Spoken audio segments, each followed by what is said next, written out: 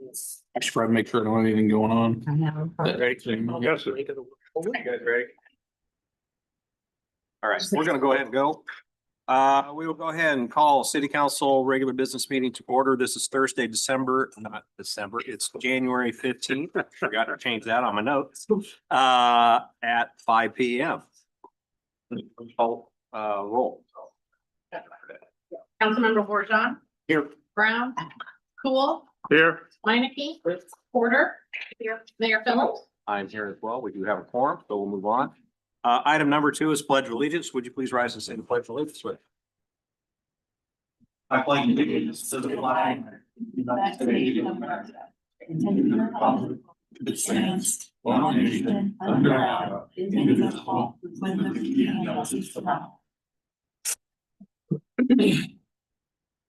Okey dokey. Next, approval of the agenda. Would anybody like to move any of the consent agenda items to the regular agenda? Hearing none, can I get a motion to approve the agenda? Second. Okay, got a motion by Minneke, seconded by Borjon. All those in favor say aye. Aye. All those opposed, same. That motion carries. Item number 4 is a dedicated work session. So this is a dedicated work session for mayor and city council. Look at all the people that we have here. The regular city council meetings will begin following this work session. Tonight's topic is the fiscal year 2027 budget. And we're ready to start our fiscal year 2027 budget review. I'd like to take a moment and let our citizens and businesses know that all the details for the city budget are available for review and discussion. Our city manager and finance director are always willing to answer questions about the budget. Taxpayers can also call department heads, myself, council to talk about the budget. We love to have that feedback. The process for budget review will be similar to last year. If I can find my cursor, forget that. We're first going to get a general overview from the city manager, and then our finance director is going to provide information about our current and future finances, followed by a review of the capital improvement plan. After that, Gene's going to review the administration budgets with individual department presentations to follow. Council, this is a great time to ask questions and get clarification. If you're thinking about a question, then likely others are thinking about it too. So feel free to ask, and I encourage you to ask. With that, I'm going to turn it over to Luke Manager, our city manager. Luke Zelton, our city manager. Thanks, Mayor. I'll say it again. This is a great time for questions. I think that it's helpful for us to talk through things, make it more like a conversation as opposed just a one-way communication. So I'm going to get started. One thing I try to tell people that, especially for, go ahead. The Zoom doesn't have the presentation.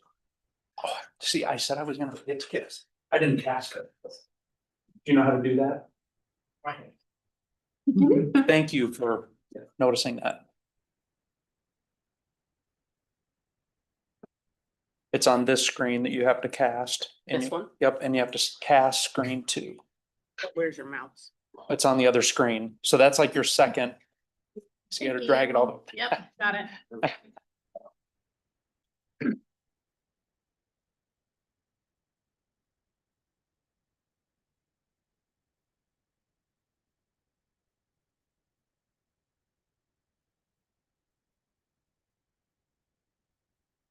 It'll usually put like a green halo around that screen when it. It's casting, but I need to share it to Zoom, correct? Right.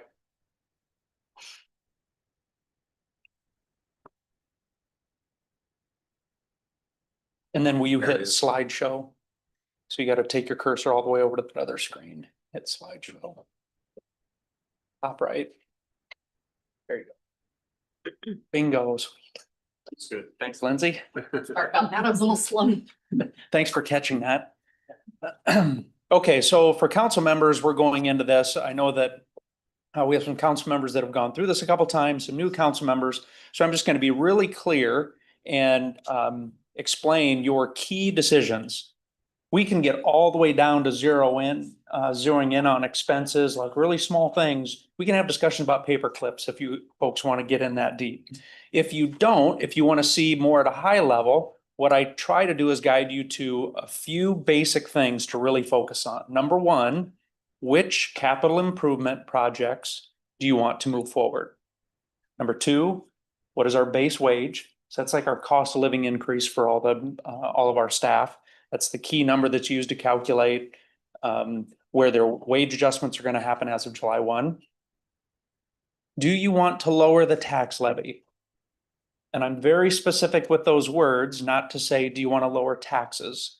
Because an example I'm going to give you is everybody's taxes are different. Even if we lower the levy, make an attempt to lower taxes, another taxing authority could raise their taxes, thereby offsetting anything we do, and the total tax bill paid might actually be more than the previous year. So a lot of factors that go into that. That's why I specifically say, do you want to lower the tax levy? And then finally, direction on staffing. And those are a few of the slides that Gene and I will go through towards the end of the presentation.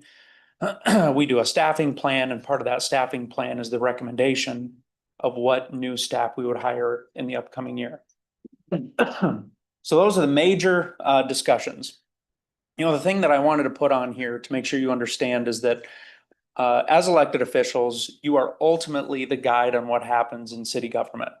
If you have goals that you want to accomplish, you instruct us as such, and we will accomplish those goals. All right, so very generally speaking, taxable valuation in Norwalk is moving in a positive direction. We are a growing community, which is quite healthy. Gene will go through those specific percentage growth, but it's very positive. It's a positive outlook for our community. A few dash lines that I show on there. So the two lines that you see, the red line is our debt service. That's the one that's not affected by TIF, and that's anything, any new taxable value in the community throws into that debt service. So that red line is a better overall indicator of growth. The blue line is our general fund. That's where when we do TIF projects, that comes off the top of our general fund, so we see a little less dollars. There's a couple points in time where those white dash lines are at, where we retired some old TIF, which means that those new dollars that used to be going back to either a private developer or being used to pay for some infrastructure in a development, when that concludes. So now those dollars are flowing back into our general fund. So that's why in those 2 fiscal years, we saw a pretty significant jump. The yellow line is just indicating the year that we're going into, which is fiscal year 27. Luke, can I ask a question there? Sure. Like if we would plot like, and I don't know who we want to compare ourselves to, but like a Carlisle or a Urbandale, what would their lines look like compared to ours? Do we know? That's a good question. I would have to guess that, so I'm going to say like a Grimes, a Waukee, they probably have a steeper curve. You see a lot more housing, higher density housing going in those communities. Carlisle being a smaller community, they're not yet seeing quite that pace of growth. Indianola is a little bit further far removed from the metro. They're seeing less of that growth as well. Certainly those communities are still growing. They'd probably be a little, the two that you're talking about would probably be a little more flat. Yeah, I just don't like if we were to compare who are good and what would it look like comparable, right? Yep. So. Now, another way to put that is if you're a person, for example, our state legislature, the governor has said that a high priority is to reform property taxes. So what they might say is what looks good to them is a flat line. Yeah. I guess it all depends on your perspective on what looks good to you on that slide. Being a city manager, it's nice to see that trend going upward. So what's on the horizon? I just mentioned this property tax reform. This is the exact same slide last year. It didn't change anything. Last year, there was all kinds of bills that came out. Gene and I put a ridiculous amount of time in reviewing those bills, how it might impact our budget. We spent a lot of time providing information to our legislators, of which I'm very impressed. They absorbed that information and I think they used it. And I'm already starting to see some new legislation coming out this year, which fingers crossed, things are looking better than some of the proposed bills that we saw last year. My other prediction is that if we do see significant property tax reform, that likely we start getting to the point where there could be some service cuts in our community. I don't believe we're talking about staff reductions, but I think that we would end up with some kind of service reduction. And I say that because our community is growing enough that we're going to need the staff we have. It might just mean that we have to be a little more flat and on that line of adding staff. Could that also mean higher fees? It could mean higher fees, absolutely, which might be a way to offset service cuts if they're not being offset with property taxes. It's a very good point. So I did 2 slides here. So I had a personal discussion with one of my family members that doesn't live in Norwalk. They actually live in Des Moines. And we started talking about it was right after elections. And I asked, hey, did you vote for the school bond issue for the city of Des Moines? And they have a young child in school. I thought for sure the answer was going to be yes. And it was no, because property taxes are going up too high. He said, really? I said, it kind of surprises me a little bit. And we had a little bit more discussion and I gave some perspective, but she was talking about the valuations for property went up. So in the next week, I did research and I know where I can find her address and exactly what they pay for property taxes online. Went in, looked at the numbers and they didn't go up by that much. So I pulled up my own numbers on my property and looked at it and they hadn't gone up by that much. So then I went in and I looked at my escrow and I noticed that my escrow had increased significantly. Pulled out my property taxes. What's remaining is insurance. My insurance used to be about 14 to 15% of my escrow bill. It's now over 40% of my escrow bill. My insurance had gone up over 5-fold over a period of about 4 years. So I reached out to my family member and I said, hey, take a look at your escrow because what I see on your property taxes, they haven't changed all that much. And sure enough, she responded. She goes, yep, I went out and looked at the insurance. She goes, that I did not realize our insurance had gone up by that much. So then she checked her taxes on a property that they own in Iowa City. And it was the same thing. The insurance had gone up significantly. Both properties, they use escrow. So that kind of got me thinking about just taking a couple properties and trying to show you how things can vary between 2 homes. And so I have an average home 1 and average home 2. And it just so happens in both of these properties, I know for a fact they have done no improvements inside or outside of their home. So that part is stable because that can make a difference in the taxes you pay if you made improvements. Also in these two homes, I compared their city property tax to inflation. So on this graph that you see, the blue line is associated with the total valuation of that property over 8 years. So if you look at the numbers on the right-hand side, that's those are dollars. Goes all the way up to, I think, 450,000. The red line is inflation. And the green line are the actual property taxes paid to the city.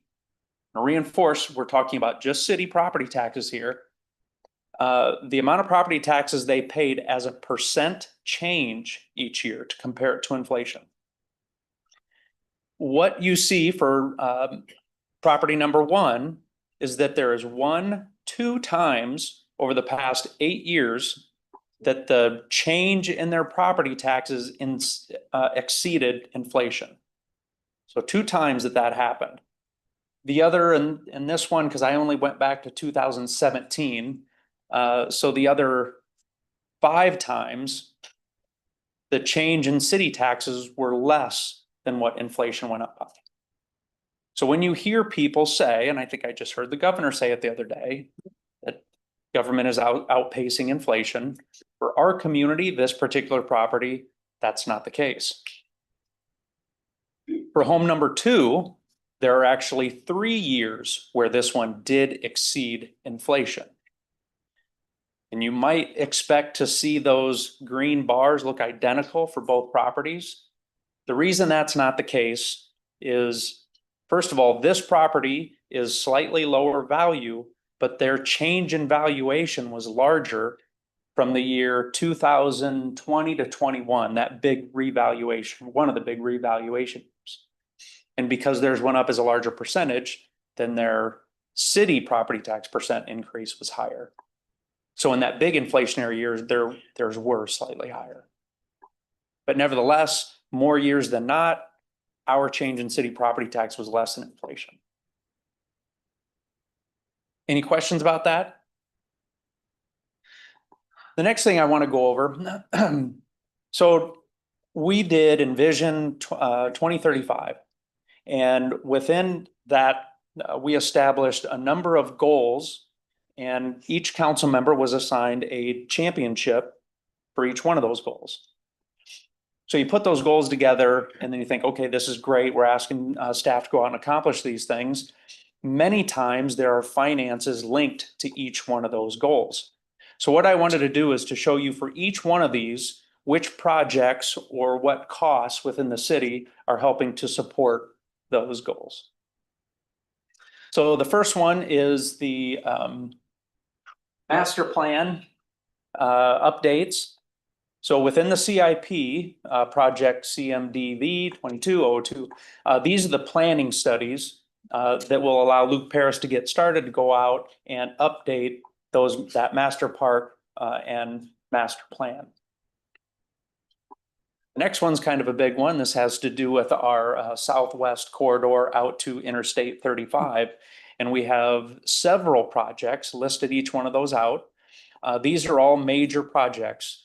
The ones that start out with SAN or sanitary sewer, same thing with water. And then the last one there, the STR, that's a street project. So each one of those are also projects that are supporting that particular goal.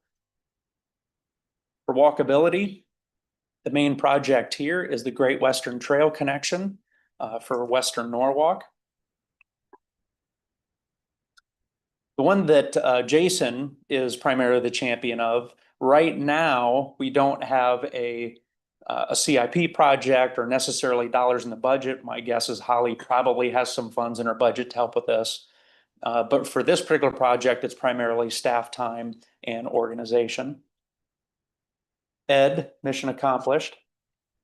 The last one, and for those that don't know that one, I'll go back for the Highway 28. There was an idea that maybe we should look into a transfer of jurisdiction of Highway 28, so that would be taken over by the city of Norwalk, so we wouldn't have to go through the DOT for certain permitting. We could maintain that road just as we see fit. Ultimately, through that research, it was discovered that, hey, maybe that's not a good idea right now. Maybe review it later in the future, but right now it's not the best idea. The last one is our balance of tax base. The goal was to have 30% of our tax base come from commercial and industrial. Commercial industrial pays 90 cents on the dollar. I know a little bit less than 90% with anyway, too many details. 90 cents on the dollar compared to residential that I think this year it's down to 44 cents on the dollar. So for every tax valuation dollar, we're only getting 44 cents compared to the 90 cents from commercial industrial.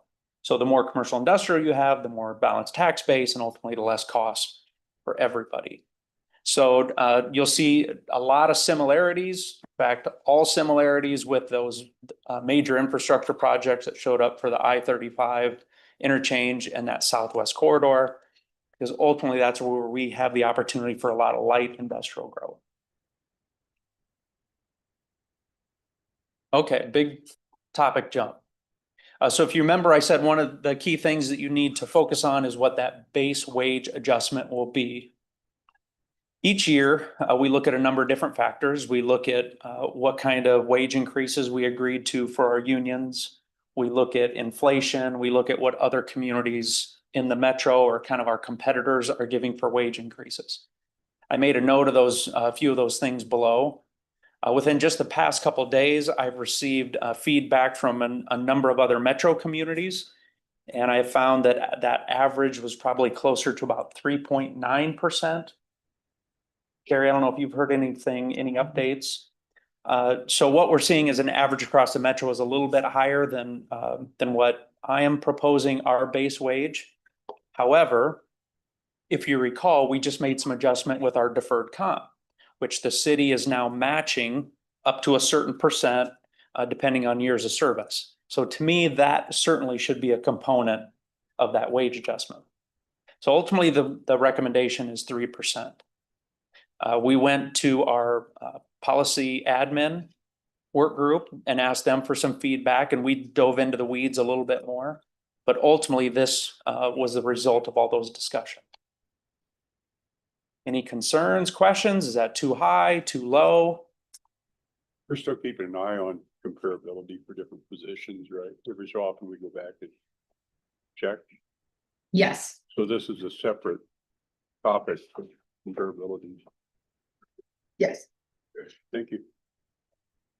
And carried, even though maybe it's not as deep of a dive each year, there are some years that painfully going through and researching what all those comparable positions are, like that big wage study we did 2022. 2022. Just as a way of background, one of the things happen sometimes in city government is we can get out of alignment with the communities around it. Because we're busy trying to save money every year. And then when that happens, you tend to lose people, you know? And when you hire a new person and somehow that salary goes up, you can attract them. So generally speaking, over the years, we've tried to be comparable with those communities around. And so it's just something to keep in the back of your mind, you know, as you enjoy this. I think the thing we talked about in the policy group too, right? Like headcount adds, other budget, right? Like, did this fit in, be fiscally responsible, right? And I think as we look through the rest of the stuff, like you ask, is this good? Can't answer that question until you know the rest of the story, right? But it seemed like good for where we were at, right? And then. You know, and another comment on that, Andy, is that the budgets that you will see in front of you tonight and our next budget season, next budget presentation, it includes an assumption that 3% is that base wage adjustment. But realizing that there is some merit on top of that, depending on performance reviews, some people could be as high as, did we have just over 4%? Yes. For some of them, most falling in that about 3.75% range. So the budget you're seeing is an assumption. In other words, we have to start somewhere. So if you come back and say, raise it 1%, the balanced budget we will be presenting would be off. That makes sense? Yeah, the 3%, especially with the comp factor that we just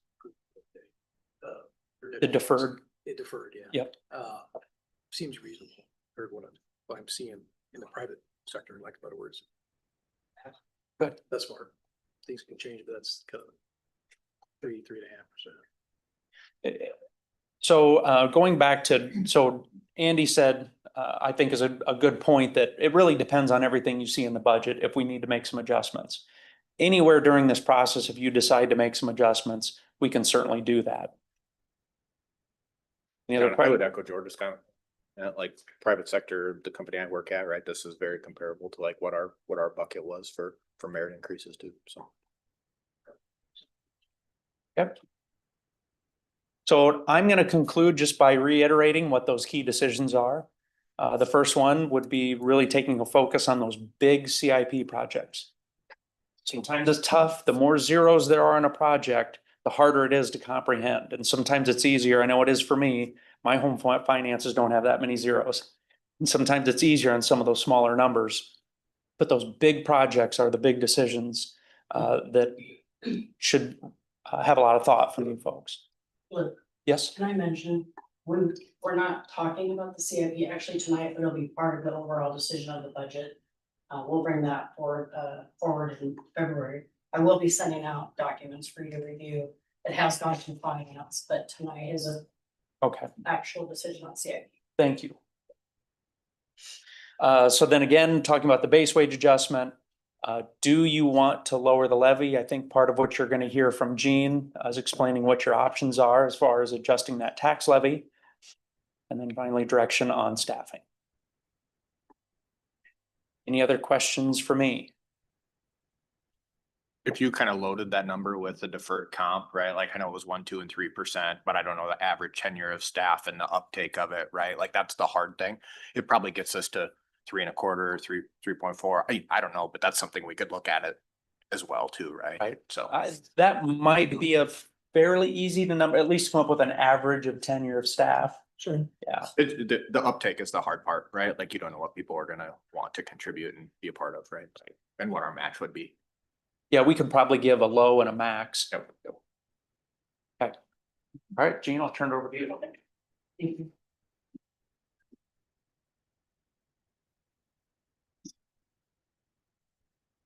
Like if you would. Like 12 would be Okay. great. Yeah. Okay.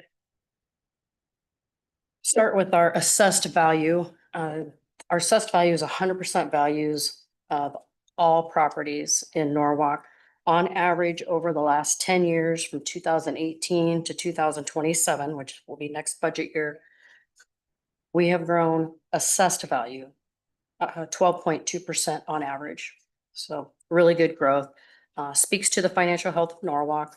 We're definitely growing, no doubts. 10-year average for taxable. So this is, after the rollbacks are put in place and the other credits, we have grown an average of 10.8% a year.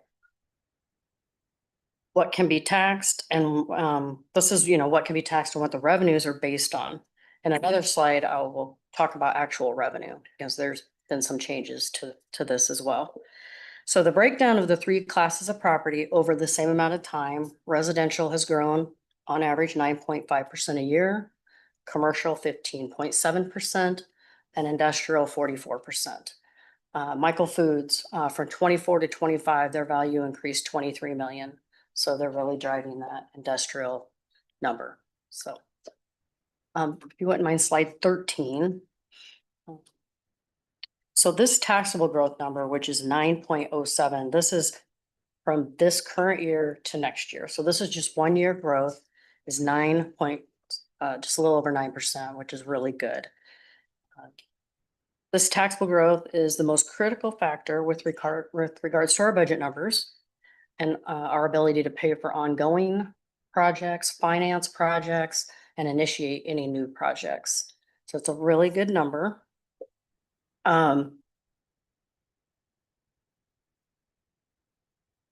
But in all actuality, the revenue growth is 5.9%. So for the two new people, in 2023, House File 718 changed how much taxable growth that we're allowed to capture.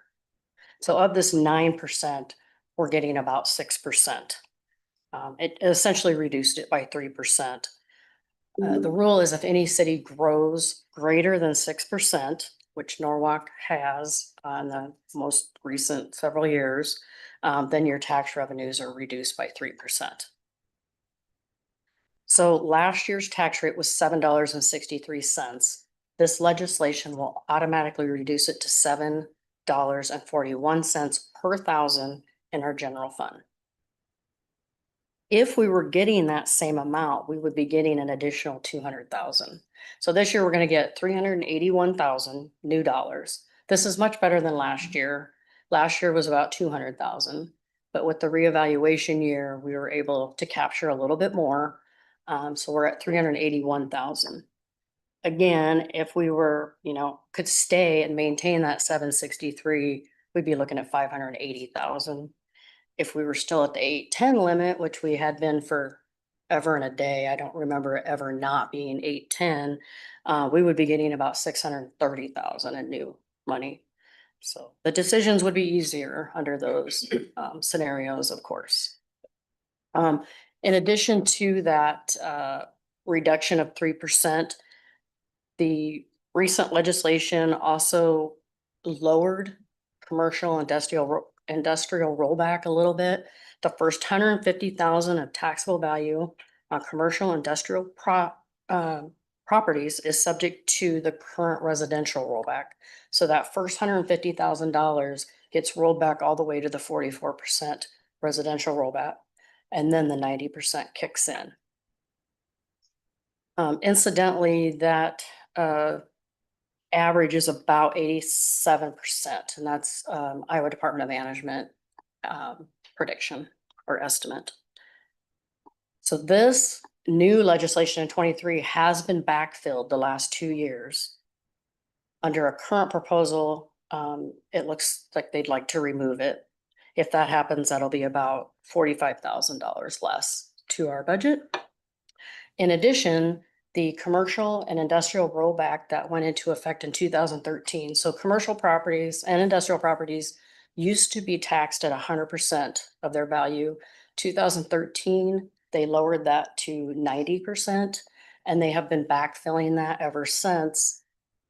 However, the last 5 years, they did a phase out. So it was as high as $180,000 at one time. This fiscal year will be our final payment, which is about 37,000. So just kind of whittling away a little bit at a time. They also did, with the 2023 legislation, is they did a homestead and military credit expansion. Military credit used to be partially funded by the state and is no longer. Neither of these expanded benefits for, okay, so I should mention the homestead exemption for property owners 65 and older was added. And then the military service one was expanded. Neither of these are being backfilled and is about $90,000 less. So just a little update on those. Also residential rollback, as we mentioned, decreased 2.89%. So properties will be taxed at 44.53% of their value as opposed to 47.43%. This is the second lowest of all time. This means Norwalk needs to grow by 3% just to stay on top of rollback, to give you some perspective. Again, the $381,000 in new money. The total general fund budget is about $12 million. So 380,000 is about 3% increase. The general fund budget is mostly personnel. Our wages are about 7.5 million. Tax revenue to the general fund is approximately 7 million of the 12 million. So other revenues include garbage, which is essentially a pass-through, license and permits, building permits, ambulance fees, ambulance contracts with Cumming and Martinsdale, grants, interest income, intergovernmental reimbursements. We have 2 SRO school resource officers that the school pays half of wages and benefits. And then field house and pool revenues make up about 4.5 million. Slide 14. The state of Iowa breaks down municipal budgets by core areas, is what they call them. It's a little bit different. We follow similarly, but we do a few things a little bit different.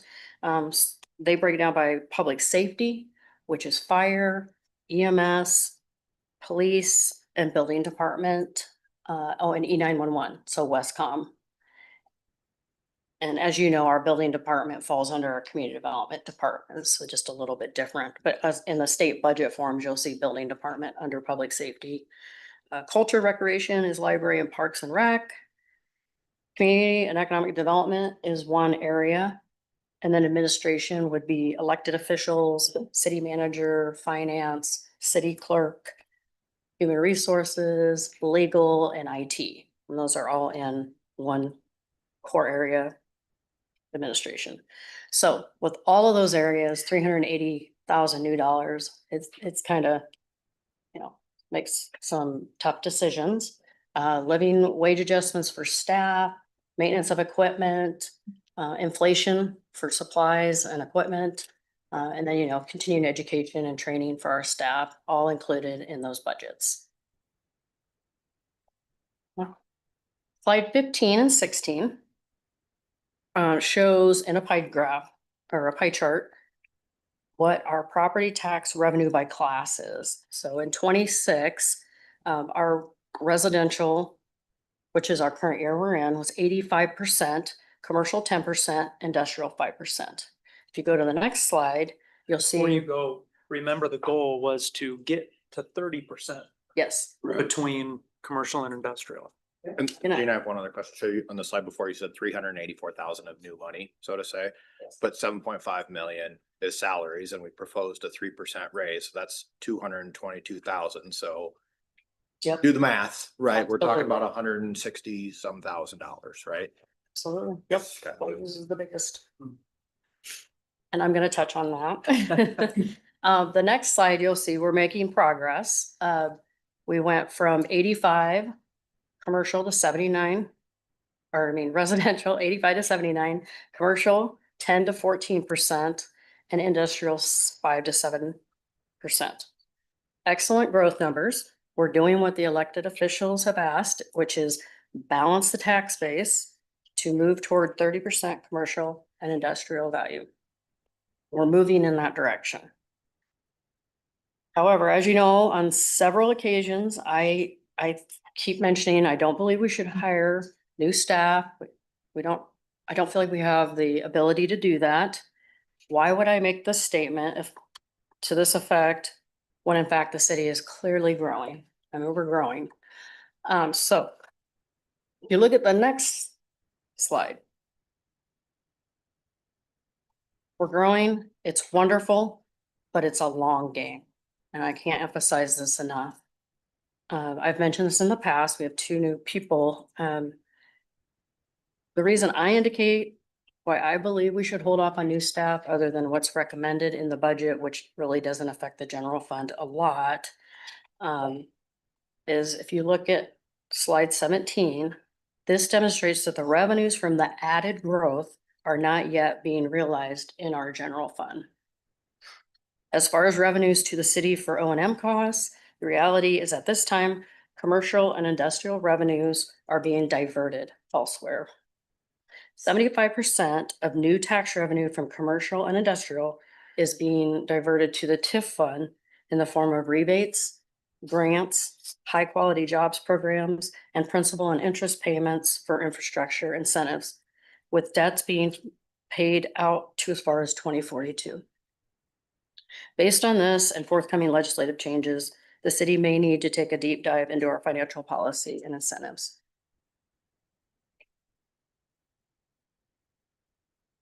Another reason I mention no new staff is I really feel that we should take care of the people that are here. If we hire new, that takes away from the revenue to take care of the people we already have. I also think you hire someone and we don't have the money down the road because of legislative changes, it's even more difficult to let people go. So that's another little reason for me. Slide 18. This just shows taxable values by class. This shows the dollar increases. So residential increased 55.5 million, commercial 59.8 million, and industrial 29.2 million. The next slide. I always have to comment on this. Sometimes I wish we could get the residential just off this chart. Because that commercial number and industrial, that angle of those going up for our community is huge. We have massive residential growth, but that is such a big step. I just wanted to reinforce that. Yeah. But It's I- going the very question I have positive though, direction. right, and Jean brings up a good point, like take the stuff that Holly's working on, the time to realize stuff that we might do in the next year, whatever, isn't the next year, it's 7 years, or I don't know the right number, right? But this graph might still go like this, but it's a long time before we realize those projects, right? That's the interesting factor though, too. And I think there was a time when we really did need to incentivize more, and now we can maybe take a look at that and give a little bit of money back for city services. Slide 19, and you can even go to slide 20. The city has a general fund reserve policy of 30%. We are meeting that, although there is a proposal in the legislature to go to 10%. So we Like may, a maximum reserves we could have, audited reserve, 1%. Yeah. I hope if they do that, I hope they phase that in. yeah, that would be good.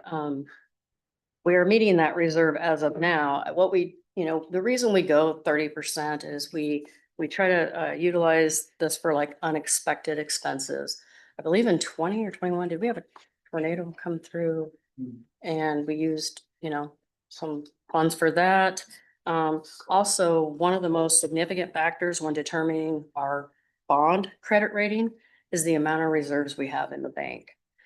Banks and investors view this as favorable, and the interest rate we receive is in large part due to this as well. So we get a lower rate, and probably more bids, in the market.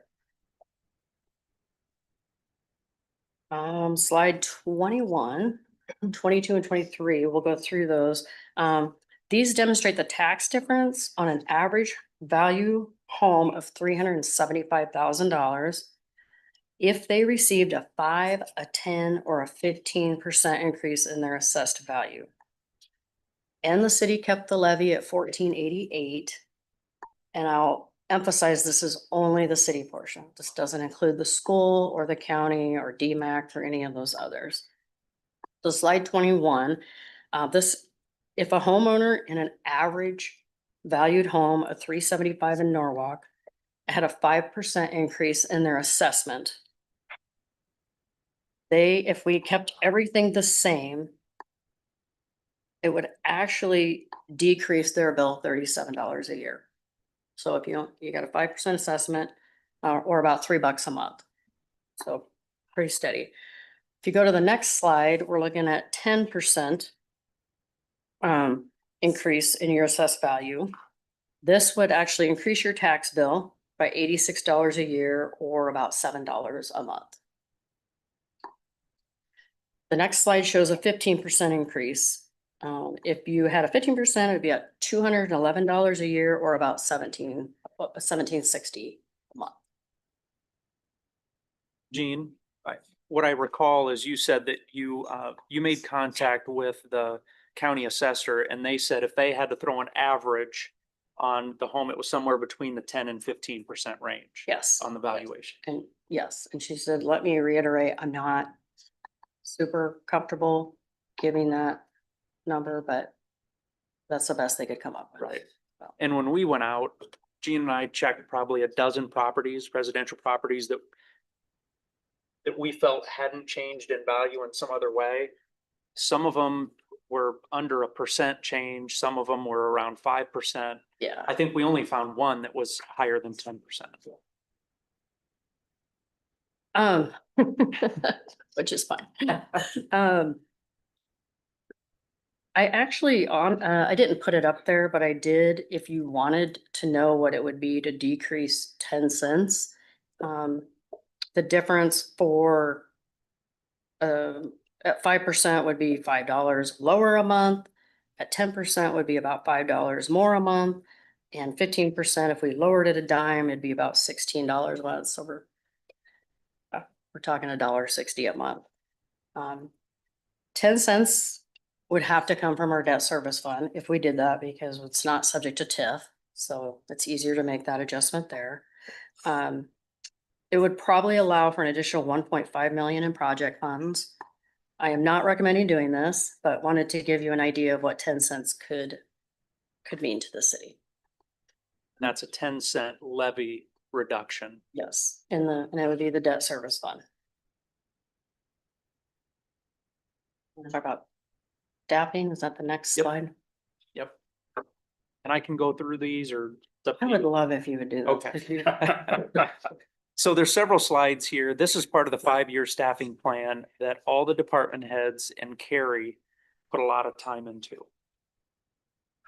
There's a lot of justification that goes in this, and I can't reiterate this enough. I've talked to the department heads. There's a number of department heads that are asking for staff, and we've had some pretty intense discussions about what we can or can't do. I have encouraged the department heads that even though Jean is making her statements about concerns with adding staff, even with my recommendations here, our department heads know this. I'm still encouraging them to take the time to make sure you understand what their staffing needs are, even though some of them don't line up with this recommendation.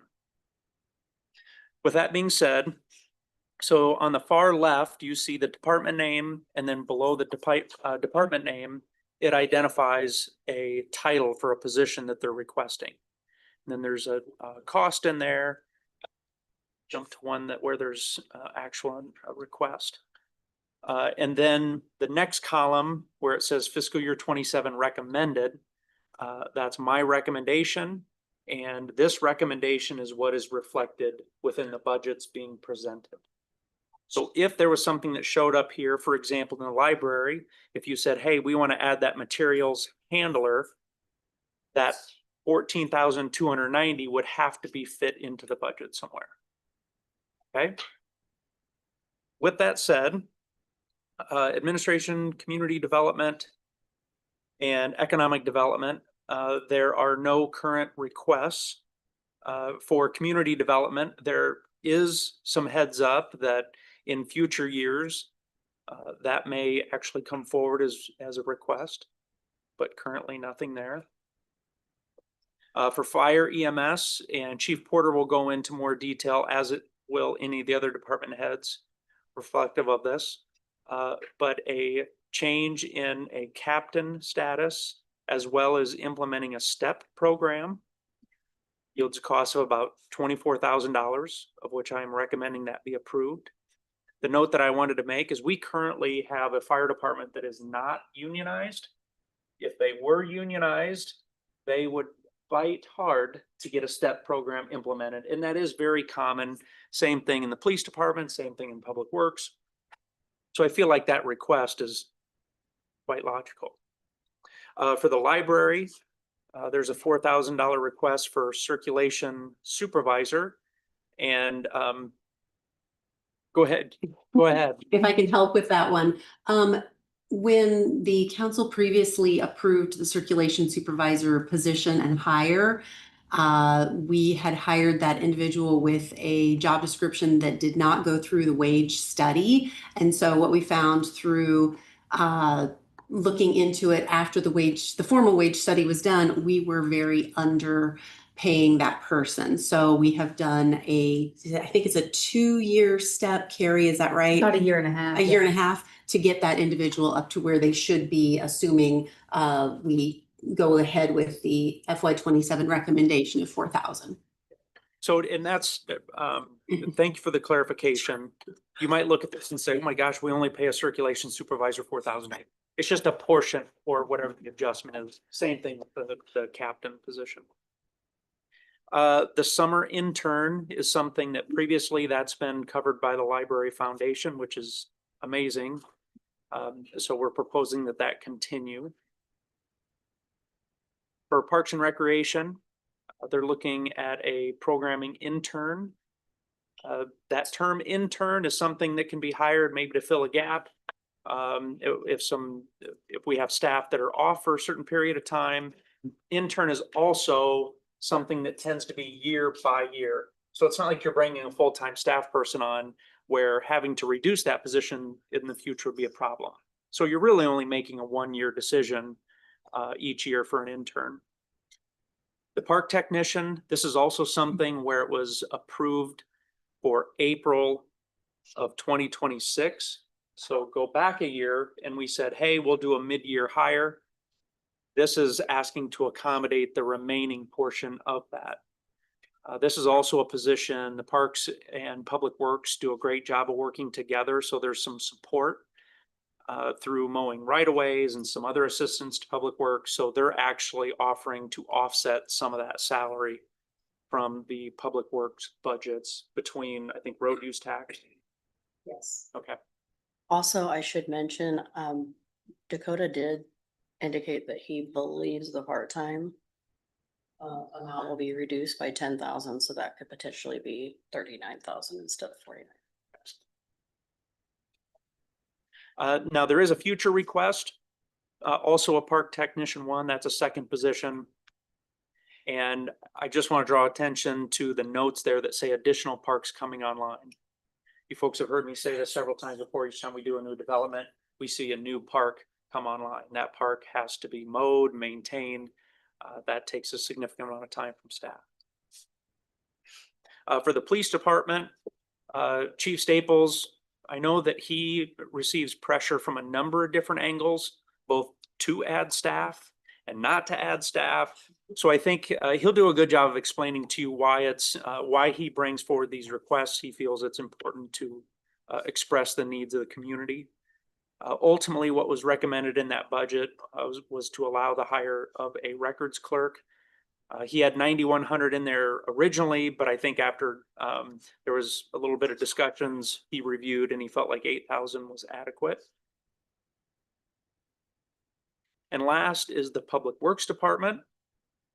We currently have a person that does building and grounds and kind of just planning ahead, a little succession. Planning into the future is really where this budget comes from, or where this position comes into play.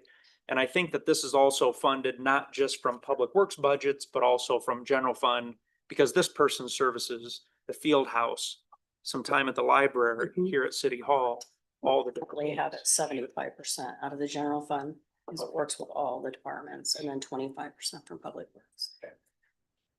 So the total for all those positions requested was about 382,000.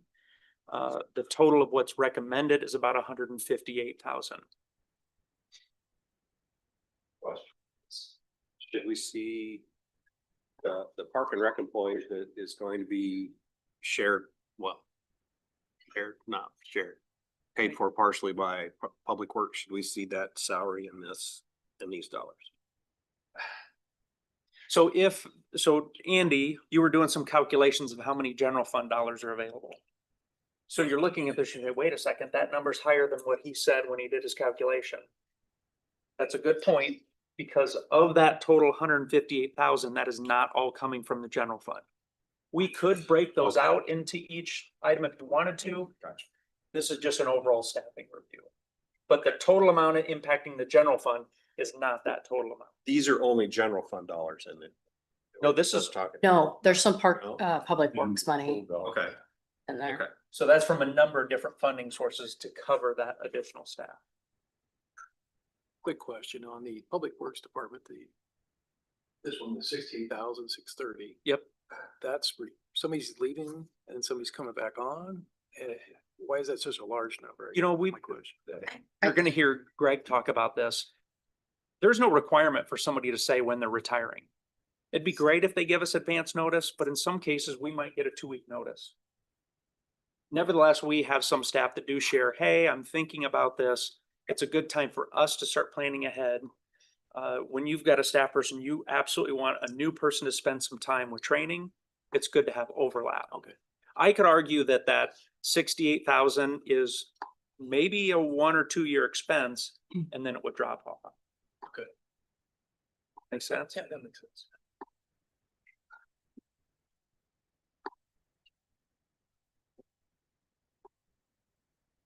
And maybe, Question? maybe this is confusing for me, but it's kind of along the lines that Tom asked, right? Like I was doing the general fund calculations in my head and some of this is that, some of this is other budget.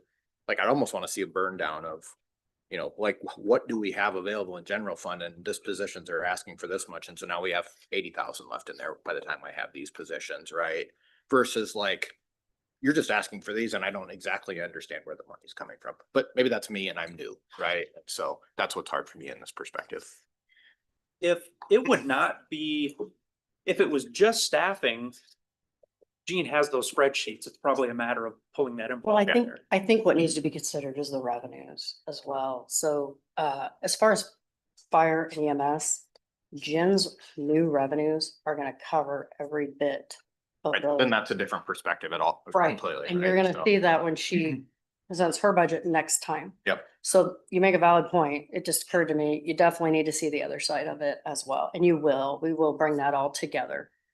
Like I look at this and it doesn't seem unrealistic, but it does if I think only we have $360,000, right? We don't, because you have money that you're getting paid for by other cities or other things, right? So, yeah. And just I building. wonder if it'd be helpful to just have a note on that slide, that the impact of the general fund.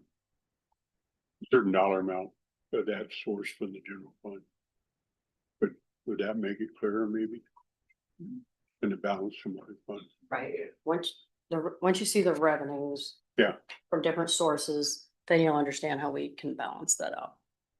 Ed, when I get the complete staffing plan document compiled, I hope to present that or provide it to council next meeting, and it'll have the spreadsheet, and I'll make some updates so that that's more clear for you, general fund versus enterprise funds. Good, thank you.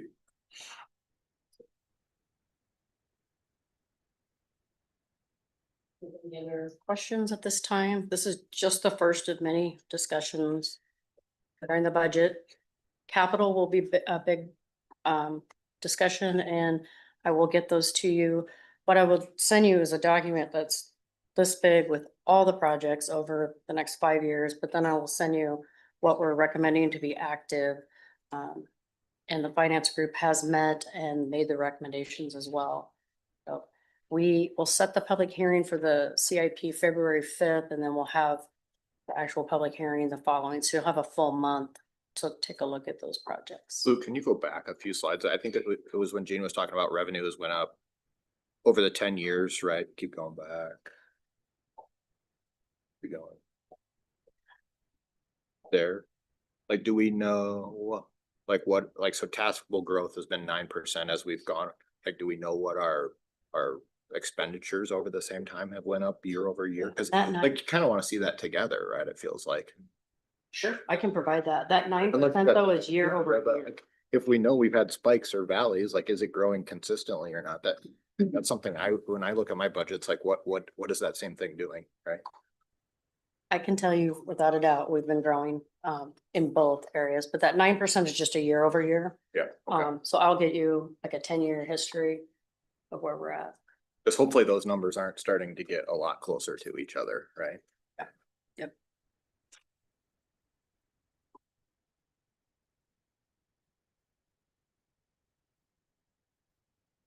Tax rate, are we looking at, I mean, and you don't have to make the decision tonight.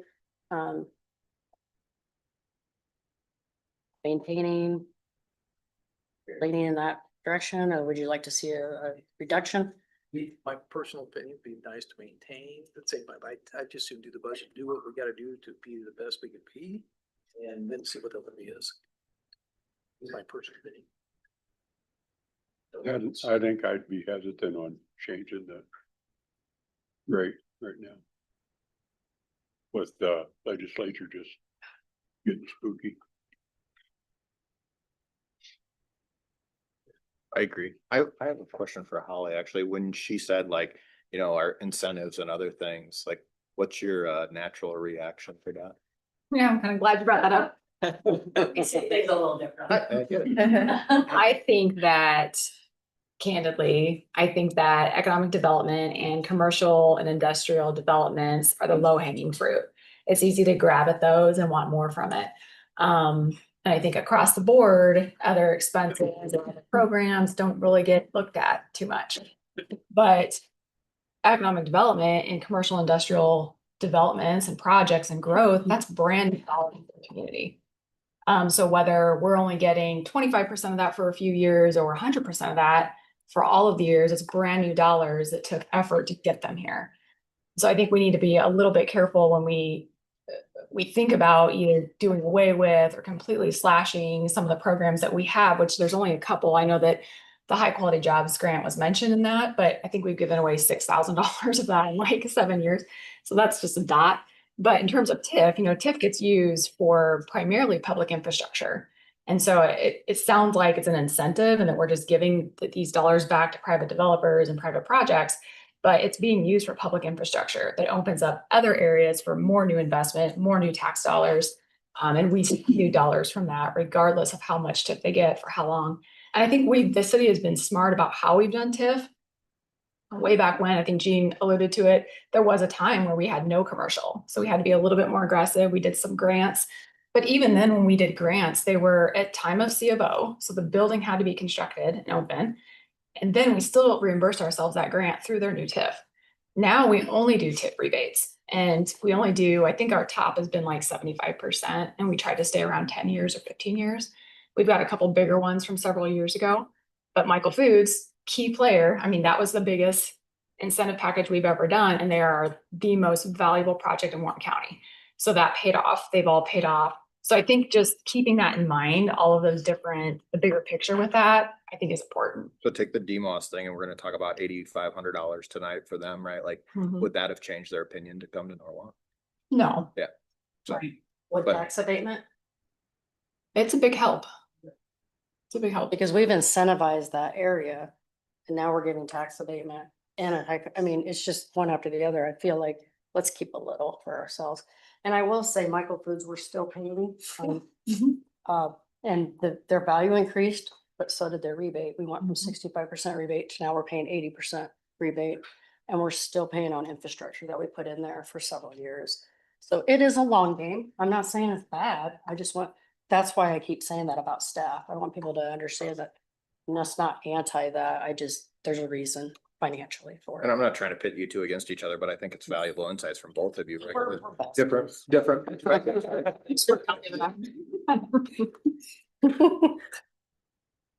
There are lots of debates. I went ahead and showed, this is general fund, since 2014, budgeted expenditures, actual expenditures, actual revenue, and then budgeted revenue. So this is a spreadsheet. We call it work session data, and there's probably 35 graphs in here.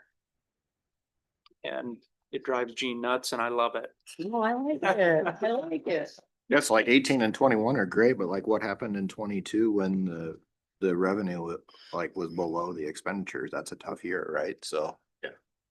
We do some planned use of reserves when the reserves get to a certain Okay. level. We do plan to use those, so we don't have to tax as much. That's kind of a strategy there. Yeah, one of the great things, anytime you see that blue line come in at the top, 2018, 2021, and then pretty consistently for a couple of years, just here in the recent past, those are reserve building years. And we get too far above 30%. At some point, even we're operating outside of our policy. And if our policy is 30%, we end up with 40% reserves. Somebody say, why are you hanging on to that amount of money? I will say before that legislation, we were consistently lowering our tax rate. I think when I started in 15, it was 1669. And we're down to 1488. And I have no doubt we would be decreasing it every year if we were not restricted to revenue growth.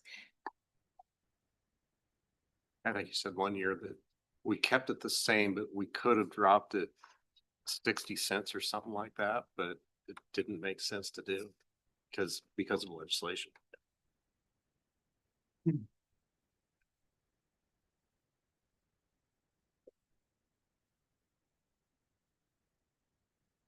All right, administration.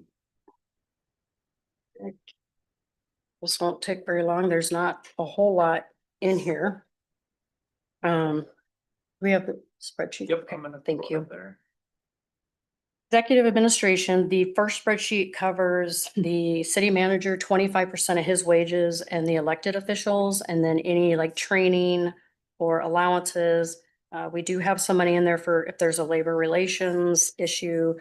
We've had in the past that we needed some money and we didn't have it budgeted. That and the consultant fees, if nothing comes up, those don't get used.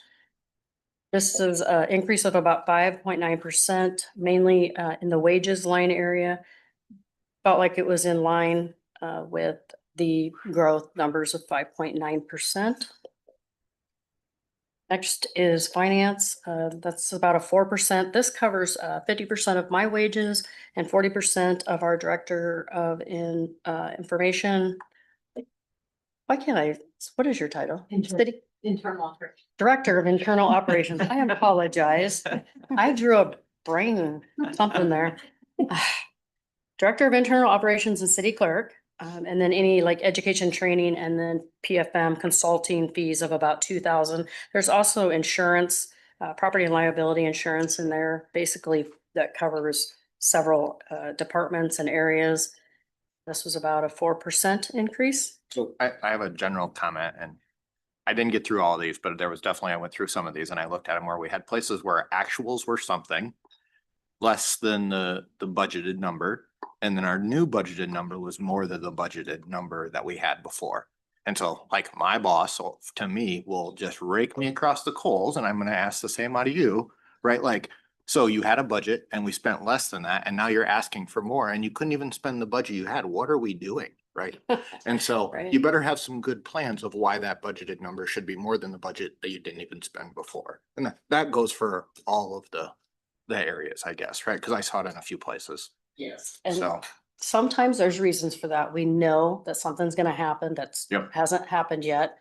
And what we do try to do, if we can, is lower another area Yeah. to offset it. We try our very best to do that. What was the number? Trying to remember, I want to say it was about mid-year last year, maybe some of the department heads even remember.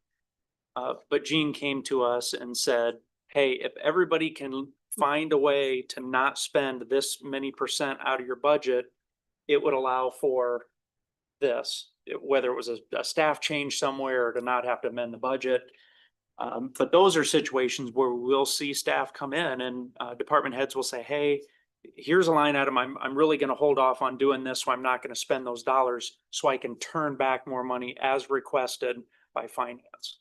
And so you might be seeing some of that too, where then in the next year, either they're doing catch up, but they'll have explanations on, on why they did that. but like, get my perspective is maybe just as an outside person in the community, you wanted 5,000, you only spent 3,500, and now you're asking for 7. What are you doing? Right? Like that seems really weird from a city perspective, right? We also strongly discourage any idea of use it or lose it. I've had complaints from people about that, well, it's the end of the year, you're just gonna rush out and spend your budget to show, well, look, I spent it all. Mhm. We try to stay away from that. If you don't need it, please don't rush out. We have more staff that I think what they do is they wait to the end of the year, just in case something bad is gonna happen. And then, okay, now I can go out and make this purchase. Yep, and the next budget you're gonna see is a good example. It's under City Hall. If you go way down to the very last, it says capital improvements. We had budgeted 50, but we spent 150. And that is because the airport, we're giving them $250,000 over 5 years, and we've been putting 50,000 a year set aside from lost. And they did not invoice us the last 2 years. So I finally called and said, we need your invoice, and it was 150, but that money has been in the general fund waiting to pay that bill. So that's one of the reasons. Things like that can happen. Sometimes people won't invoice us until after the end of the year, so then it doubles up. Could be another reason too. This budget, if you look at it, it looks like a much larger increase than it truly is to the general fund. So the lost dollars, when we go through the capital process, we divide those up in various ways. We happen to, for fiscal year 27, put 150,000 in this budget for a generator for City Hall. We've kind of been putting that off for a while. And then a sewer jetter. This one's kind of funny. We just been having some issues with our restrooms here at City Hall, and we keep having to call and have them come in. And so we decided if we buy a sewer jetter, we can use it for all the buildings. And what we're spending here it'll pay for itself in 2.5 years. So, and that is also lost money. So if I took out those 2 items where there's actually a transfer coming in, the actual increase to this budget is about 4%. And lost money for any of the citizens or businesses that are watching this is a local option. Sales and service tax. Thank you. So it's a separate revenue source that comes from sales tax. When you buy goods, that extra 1%. 1% that comes to the city, the other portions go to the state and school. And we'll get about 1.8 million. Now, last year they told us to plan for a 13% increase. I think we got about 7. This year they're telling us to plan for a 2% decrease. So I've kind of kept it pretty steady, but we are on pace to get more money this year. So that one's kind of, we don't know, but we have an estimate. But it's been really a good thing for the city. We haven't had to borrow as much money, and we've got to pay for some items that are shorter useful life, like police cars. You don't want to borrow a long-term debt you know, those only are good for 3 or 4 years. Parks, vehicles, there's lots of things we do with that money, so it's been a really nice addition to our budget. The final one for administration is information technology. Tim Geyer is an actual full-time employee for the schools, and then a couple other staff, they help us out. We pay them $125,000 a year. It's a real bargain. They do a lot for us. This budget actually is decreasing a lot by 22%, and that's basically hardware, cybersecurity needs. This year, we were putting in computer hardware, network hardware for 125,000. Next year, the request is much less. We don't need as much. The 68,000, there's some cloud storage and Microsoft service server licenses. So that's going down. And then I try to, as much as I can, give detail of what we're spending the funds on for consultant and professional fees. A lot of software in there. And Tim maintains somewhat of a separate, it's not a separate CIP, but he has kind of a separate list just for him to keep track of all the IT needs. Those bigger projects get pulled into the CIP, otherwise they're funded through this budget. Right. The CIP mainly are those capital equipment numbers. The consultant is the general fund numbers. And Tim and I have sat down and we have like a 10-year outlook. Of course, it changes every year because, as you know, IT changes constantly. So this budget actually has a reduction. Questions on administration?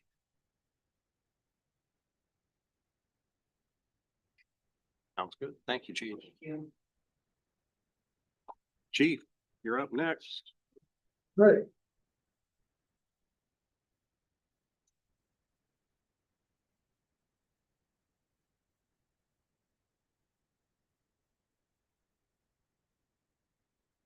All right, while he's pulling that up, thank you for the opportunity to come in and talk about the police budget. Thanks to Jean for all the work she does to make it easy on the rest of the department heads. When we prepare, Jean really is a valuable resource for us. And I can't stress enough to you how much she really does to make it so that we have an easier time. For those of us who aren't math majors or accountants, having Jean makes life a lot easier, so. Before I get started on the actual budget, just a couple comments about this past year. I'm excited about how the police department has operated this past year. We started a strategic plan, a 5-year plan. I've been working on an update to that, going through and seeing where we measured up with the objectives we put in that plan. And we hit about 90% of the objectives of the 5-year plan in the first year. So that was very exciting for me. I also excited about our national accreditation project. CALIA is the name of that organization. And we had hoped to have our first mock assessment of our standards in 2025, but we didn't quite make it. But we're going to start scheduling that mock assessment at the end of this month. So it'll be very interesting to see how other people outside our organization think our policies and how we operate measure up to the national standards. A different thing for us over this past year, over previous years, was that we operated at or near full staff for most of the year. That has been a noticeable change in stress level for the officers. Not having as many overtime shifts to fill because of lack of staff. You can really notice it in the smiles and the laughter in the hallways. So I appreciate the council who authorizing the funding to be able to hire and send officers to the academy and buy officers new uniforms and everything that it takes to add a new position or replace a position that became open. And then lastly, we'll talk about advanced hires a little later, but in July, the council authorized the police department to advance hire 2 police officer positions due to pending retirements that we anticipate happening in this calendar year. And I just want to say that the first of those 2 advanced hire started the academy on January 5th. And the second, we hope to hire sometime near the end of March.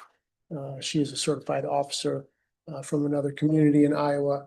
And that allows us to not have to send somebody to the academy, pay the academy fee or the training wages for somebody for 16 weeks at the academy. So that'll be a big benefit for us.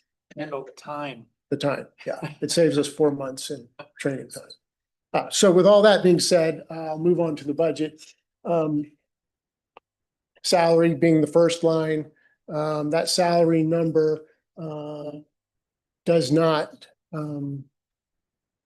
include, well, let me rephrase that. The salary number within that is a reorganization of the supervisory component of the police department. We currently have 5 supervisors in a reconfigured manner. We'll still have 5 supervisors. The titles will just be different. Some of the positions will get reorganized. And I'm telling you that it's cost neutral.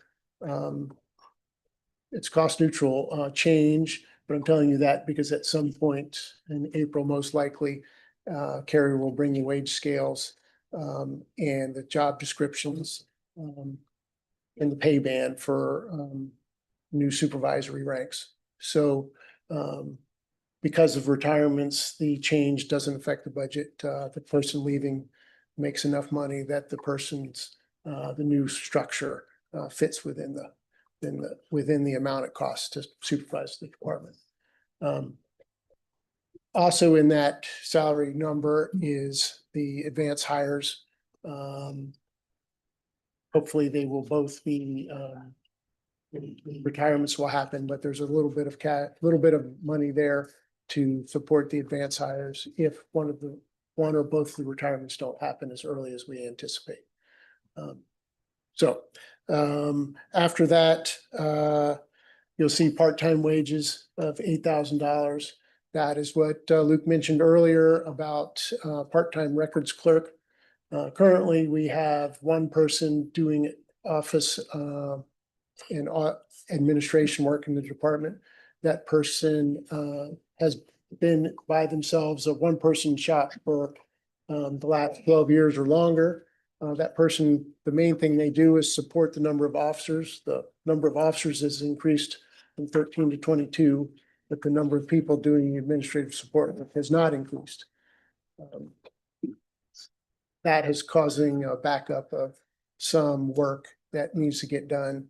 And this hopefully is sufficient funding to be able to provide some relief valve for our administrative needs. Then the rest of the budget is just general expenses that we have every year. There's some slight increases in some of the budget categories. Unless there's questions, I don't think it's necessary to go through each one and explain them. All right, anybody have any questions on what's in there?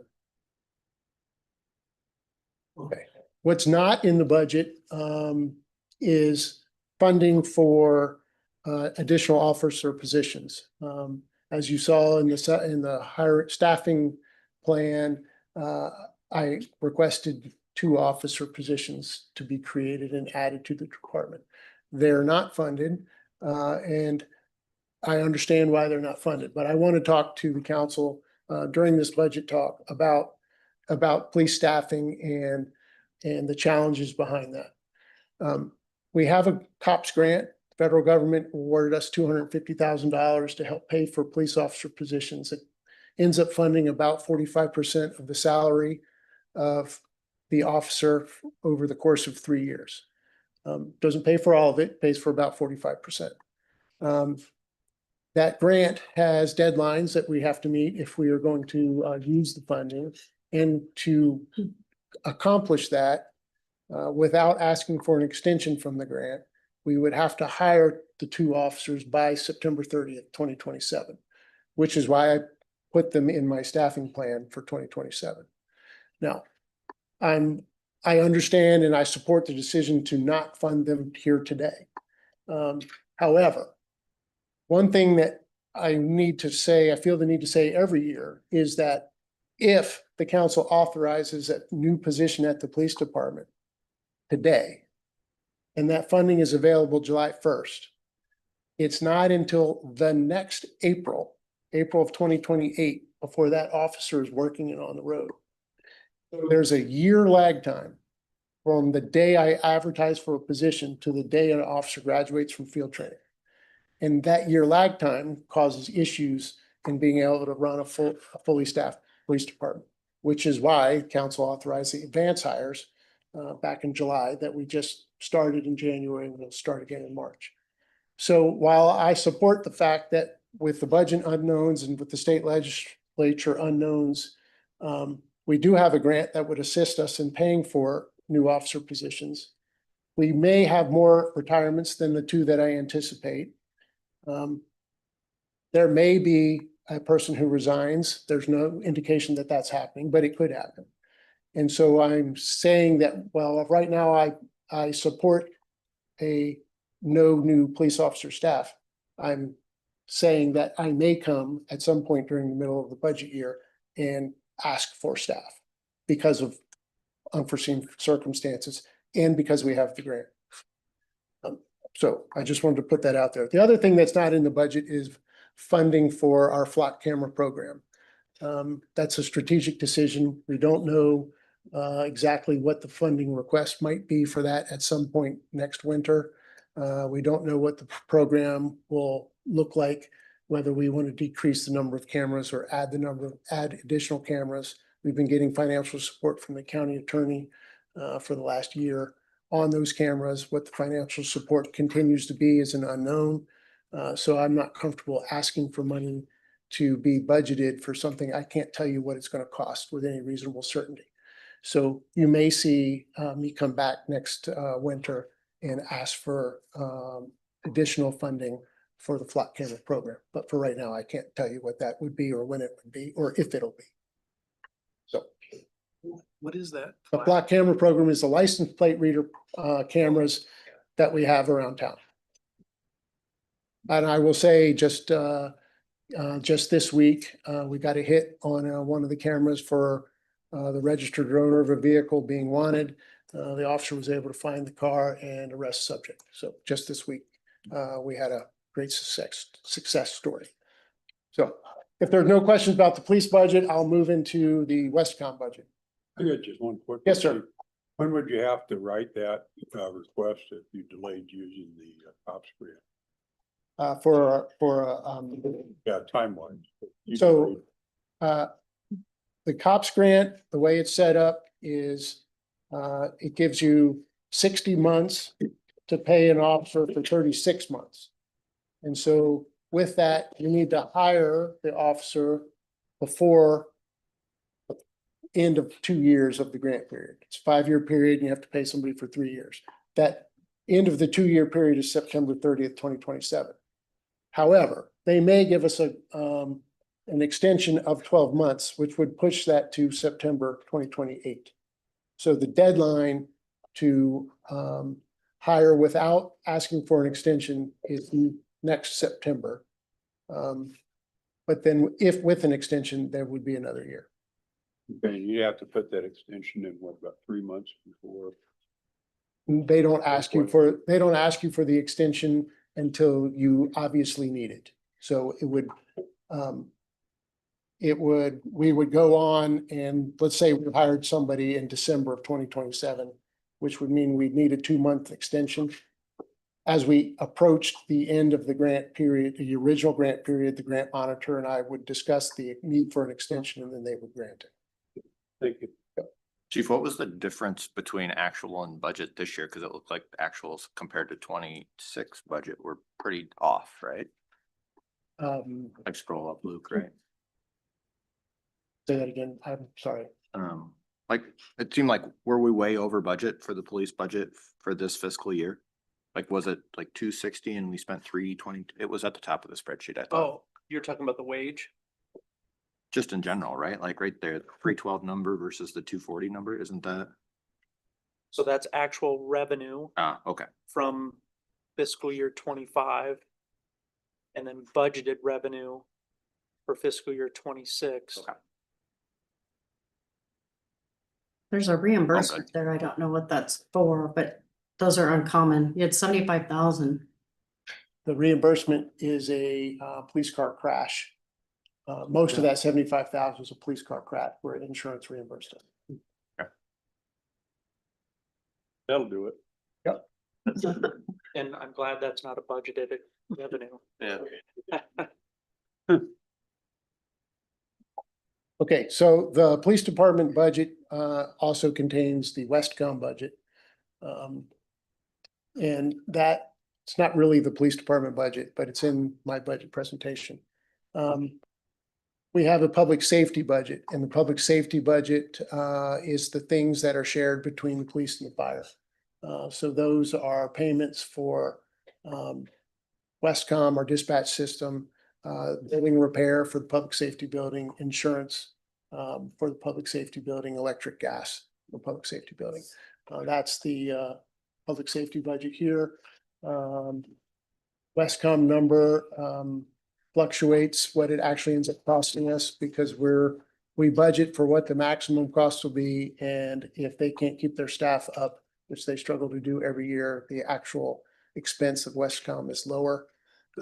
I can tell you that Luke, as chairman of the management committee, is doing a bang up job trying to keep expenses low. The service we get is top notch. We're getting a good bang for our buck.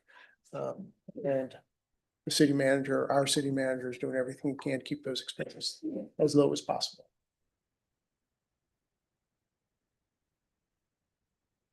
There's no other questions. I'll get out of your way. All right. Okay, thank you very much. Thanks, Keith. Thanks, Greg. Ollie.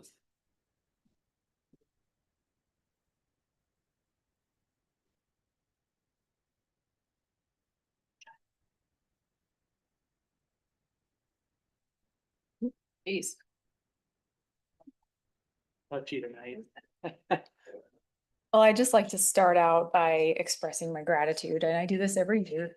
And Wayne, wherever he's at, always rolls his eyes at me when I do this because he thinks I'm being mushy, but it's just true. I know that we're all grateful. All of our departments are very grateful to work for a city such as Norwalk. But we're just really blessed to have the types of jobs that we have in a community like this, which is also, I believe, in one of the best states in the US. And that becomes clearer to me every time I travel elsewhere, especially overseas. And we do have some really good friends overseas with our sister city partnership, and they relay that pretty often. So thank you for allowing us to work for you and to serve the public. With that, since my budget is really easy and pretty small, and we'll go quick, I'm just going to touch on a couple of numbers that I think you'll find interesting. Our annual report was included in your council packet, which is where I'm drawing this data from. So I won't go through accomplishments or projects or anything like that from last year, since those are listed in the report, but I'll just touch on a few really kind of fun numbers. In 2025, Norwalk welcomed 24 new businesses. Those are brick and mortar, approximately 350 new jobs, for 266,000 square feet of new commercial industrial space. We had a 63% increase in value for new commercial development and a 64% increase in value from new industrial development, adding a total of $99.5 million in new value and over $3.5 million per year in new taxes. I think most impressively, though, is the changes that we've had from 2016 to 2025. So my team has been tracking these numbers since the Economic Development Department was created, which is why we have that kind of year span there. Might seem kind of random. But in the last 9 years, Norwalk has had more than 37 new commercial and industrial facilities constructed, completely changing and improving our visual landscape and adding an abundance of new goods, services, accommodations, and recreation opportunities to our residents and visitors. Our commercial improvement grant program added over $3 million in new value and improved 24 older commercial buildings, transforming Norwalk's historic downtown Founders District. Industrial values grew from this is huge, from 4.7 million to 83 million. Commercial values grew from 45 million to more than 176 million. Total, this added almost $210 million in new value and approximately 7.7 million in new annual taxes. Obviously, we know we don't get all of that, but we get a portion of it. And it does go throughout our community, our county, our schools. 800 plus new jobs were added to the area. Over 100 new businesses opened their doors, and Norwalk was featured 340 times in positive news stories across 13 media platforms. That doesn't include the international news stories, which we did make, or any of the school-related articles, just our development. So all of these changes, growth, and new dollars benefit the entire county, our schools, the Des Moines metro region, and the state. I'm proud to work with all of the wonderful departments, and of course, I'm especially proud of my talented economic development team, Chris Cataldo, Ty Lu, and Emily Donahue. As for our budget, again, it's pretty small, which I'm proud of. So it only moved a tiny bit from fiscal year 26 to 27, specifically 2.8%. I think that we should be the smallest department, and that's good because we're economic development. So in both staffing and in budget, your economic development team should be the most critical of tax dollar expenditures, other than maybe the finance director and city manager. So our job is to generate new revenues and only spend dollars where a return on investment can be shown. The line items that changed from last year are mostly under the payment for services. We did have an increase, of course, in the staff wages. But under the payment for services, which are broken down bottom of the page, my portion of the V&K budget increased by $3,000 per year, which of course is due to just, we use a lot of engineering services for the various projects that we work on. One of them just kind of undertaking the largest development in Warren County up and coming is the Southwest Development Corridor, which includes a 2,900 acre annexation, the Dunn Industrial Park, extensive new infrastructure, and a 300 acre tech-based development. There is one new line item, Catch Des Moines, which is $3,000. That's actually paid for through our new hotel motel taxes, which is a brand new revenue stream now that we actually have hotels.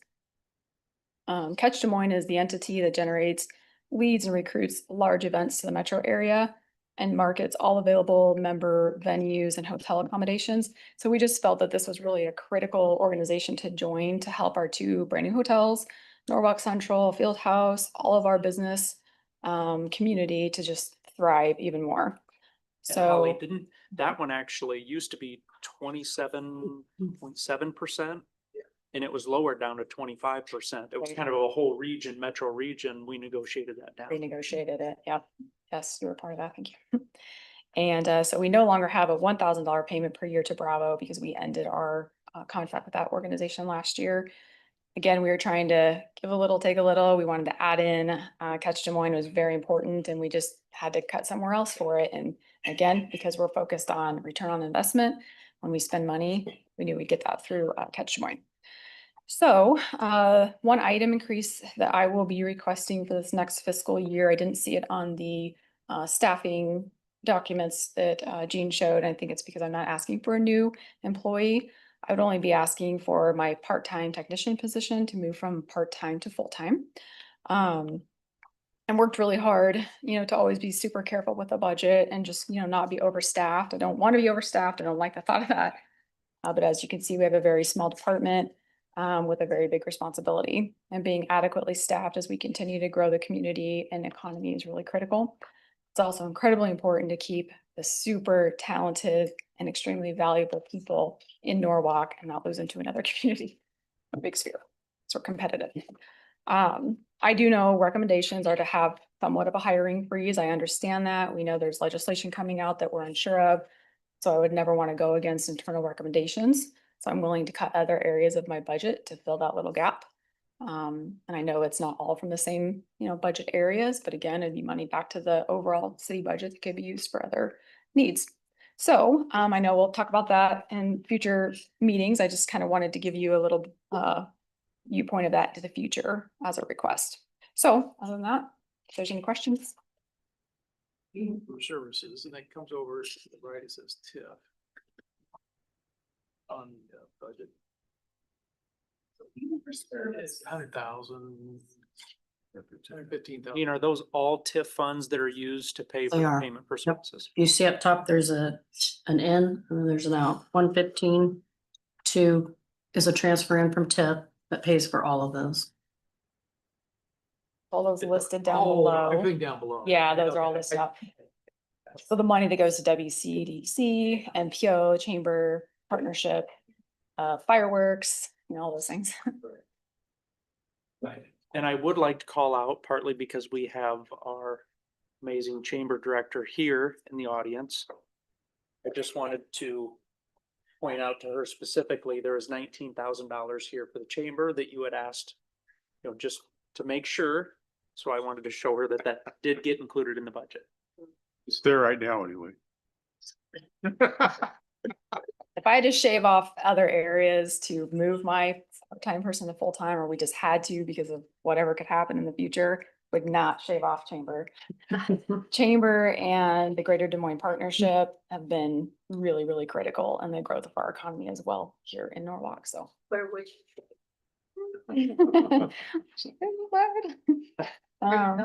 Yeah, I have thought about it. I would say I would shave down investments in some of the areas that are a little bit more community-based. They're important. We want to support them, but you know, we have a couple in here like Celebrate Norwalk, Hometown Pride, 4th of July fireworks. Those are all wonderful things. But those are also community events, community programs that aren't directly related to the city. We support them, we give them money for it, but we're not running those events and we're not getting revenues back from them. I think they're still good to have. But if we had to cut funds, those would probably be some of the areas that I would look at. I have a question on incentives. Bring that up again. It's a popular topic. I would love to know if there was a happy middle between incentives we've been giving and no incentives at all cold turkey. Where would that lie with the intent of still bringing in more businesses? Yeah. I would love to know that. And you don't have to answer that now, but. Yeah, no, I think that's a good question. And I mean, we can certainly look at scaling back because I know incentive is kind of a broad term, but really what we use for incentives are kind of two things. So I know we have our tax abatement program, the 5-year sliding scale. That's always been a part of the city. That's not something that I came in as a department, asked for. It's just a standard in place that new commercial industrial developments qualify for if they're not getting TIF. So that if the council says, hey, we just don't like doing abatement because, you know, we're not getting as much money as we do when we do rebates, they want to do away with that, we can do away with that. I mean, I'm not entirely opposed to it, but really the only, I guess, true incentives that I work with in terms of development agreements and helping new businesses establish here and helping them offset some of those wildly extreme costs that they have those first 5 to 10 years of new business is TIF rebate. And that's again, giving them back a portion of their own property taxes that they're generating. So they're brand new dollars. And then our commercial improvement grant program. And that's been cut in half. For a while, we had 150,000 a year total to give out for any of the new commercial improvement grants. Then that got cut back to 75,000 a year. So that's pretty little. And then what we get back out of that is pretty significant because they have to spend the same amount of money that they qualify in a grant for on physical improvements on their building. And so that increases the taxable value, property taxes. If we had to scale that back again, we scale it back again. But on TIF rebates, I do think we need to be really, really careful with that one. And maybe we drop it down to, instead of doing 75% for big or good projects, maybe it goes down to 65% as our max. I'm not opposed to looking at some of that stuff, but I have a different perspective from the private business standpoint. I know some of you have owned or ran or managed businesses and you understand the cost that goes into it, the risk that goes into it. It's your own dollars, it's private dollars. It's not spending somebody else's money or spending tax dollars. It's your own, it's your livelihood. And it's huge costs. I mean, to build a new building today, it's amazing anybody can make it work. So I feel like when we help and we give them back part of their new taxes that they're paying for a while, it's just helping them to be successful quicker. And then they always end up reinvesting in their community somewhere. They always do. So I want to be a little bit careful how much we kind of grab at that because I feel like they do pay exorbitant costs across the board, federal all the way on down. And, you know, I don't know if anybody else owns businesses, but you get taxed and charged and paid all over the place. And it's scary for them. It's risky. So if we can do anything in those first, 3 to 10 years in their formative years to just help balance that out a little bit, I think in the long run, we make out wildly. I mean, just the long-term benefits is huge. So I think for a middle ground, yeah, maybe we just look at the number of years and then the percentage amount that we do for a rebate. But again, each project is so unique and everyone is based on the value of it. So are they bringing really high quality jobs like this data center project we're working with, 80 new, full-time jobs that are all engineering and above? Are they, is their taxable value so significant that even if we do give them 75% for 10 years, we're still getting this monster new addition to our budget? So I think it's nice for council to have the ability to be flexible in that, because if there is a project that comes along that, again, kind of like this data center project that we're working with, that comes along and we really, really want it here, Buc-ee's or something down the road, you have that flexibility within the current policy to stretch if needed. And again, we use so much of that rebate on public infrastructure. And so the biggest project that we're working on now, they're getting no incentives. We're not doing tip rebate for them. And this will be the biggest investment in our community in Warren County, probably even the region for many years to come. So I'm not opposed to looking at things and working some numbers. I just hope that everybody really understands the scope of it and how we use it. Luke, has everybody like have insight on the council to the data center, like what that could possibly bring as far as tax revenue and like to the effect to the general fund? Because before we make any changes, like I was pressing on this too, we should understand what that impact could be, because to Holly's point, it's pretty sizable, right? And so like that's a pretty big thing that could sway our opinion on what we want to do with those incentive programs. Yes. Good tapping into some of that, right? Which is what makes me think, do we even need to offer them in the future? If we're already getting this huge project and advantage, and what's bringing them here that wouldn't bring other people? Yeah, the data center sphere is so unique because they're in their whole billionaire kind of world. So that's a little bit different. But you're like a sports campus or a restaurant or a medical facility, that's different. Those are kind of singly owned or owned by a small group.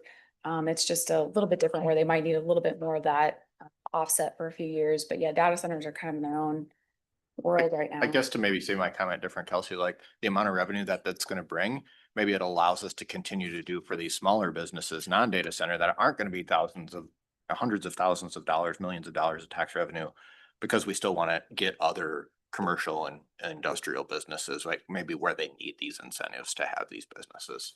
I interpreted what you were saying Yeah. was kind of more on a case by case basis with these new entities coming in. Yeah.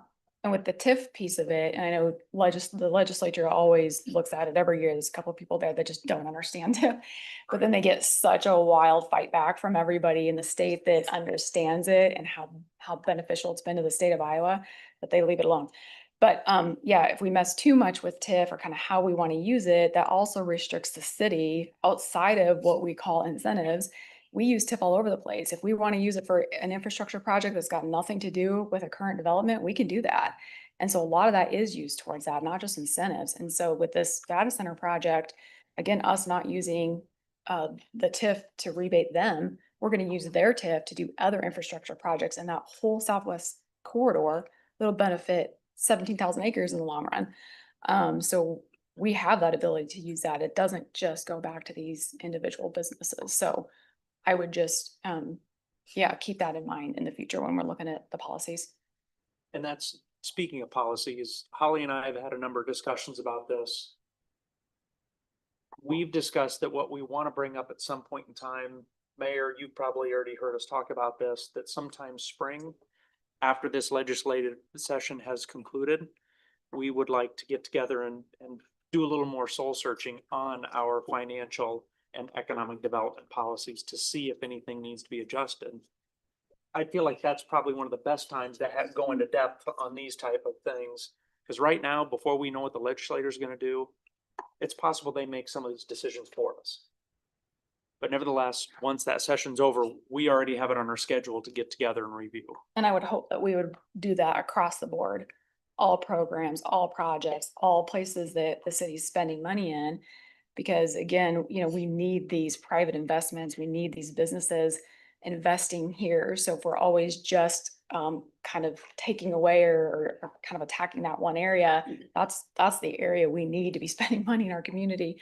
That we get money from the jobs, we get local option sales tax, now we're gonna be getting hotel motel taxes, there's all these other revenue sources that add to the economy. So again, I would just want to make sure that it's across the board. We're looking at everything and not just our investors.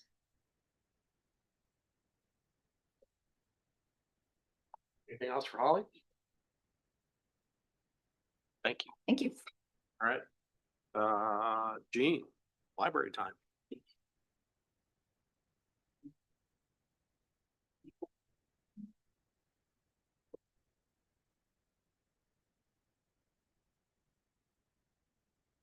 Good evening. On behalf of the staff and the trustees of the library, I would like to thank you for your continued support of the library. I know we're kind of a challenging department because we have a separate board of trustees appointed by the council, and we have bylaws, we have all of the other things. And we also strive to be a free public library that is there to provide services, collections, and programs for the public good. So we don't take in a lot of fees. But we do feel like our public is very appreciative of what we do, and we couldn't do what we do without the support from you. So tonight is all about numbers, and I would like to remind you of a few of the library-related numbers from our year in review. This was in your board packet a few months ago, and I also shared it with Kelsey and with Andy during your orientations, but I wanted to freshen it up for you. Nearly all of the usage data that we track has increased over the last fiscal year, and it's demonstrating that the library is relevant and being used consistently by our residents. In the last fiscal year, our in-person visits, so the number of people through the doors, were up 15%. Our online visitors were up 81%. That's the number of folks who come to our webpage and utilize our downloadables. Our reference questions answered increased 179%. The computer use and one-on-one technical assistance appointments increased 20% and 80% respectively. So we have some very computer literate folks in our community.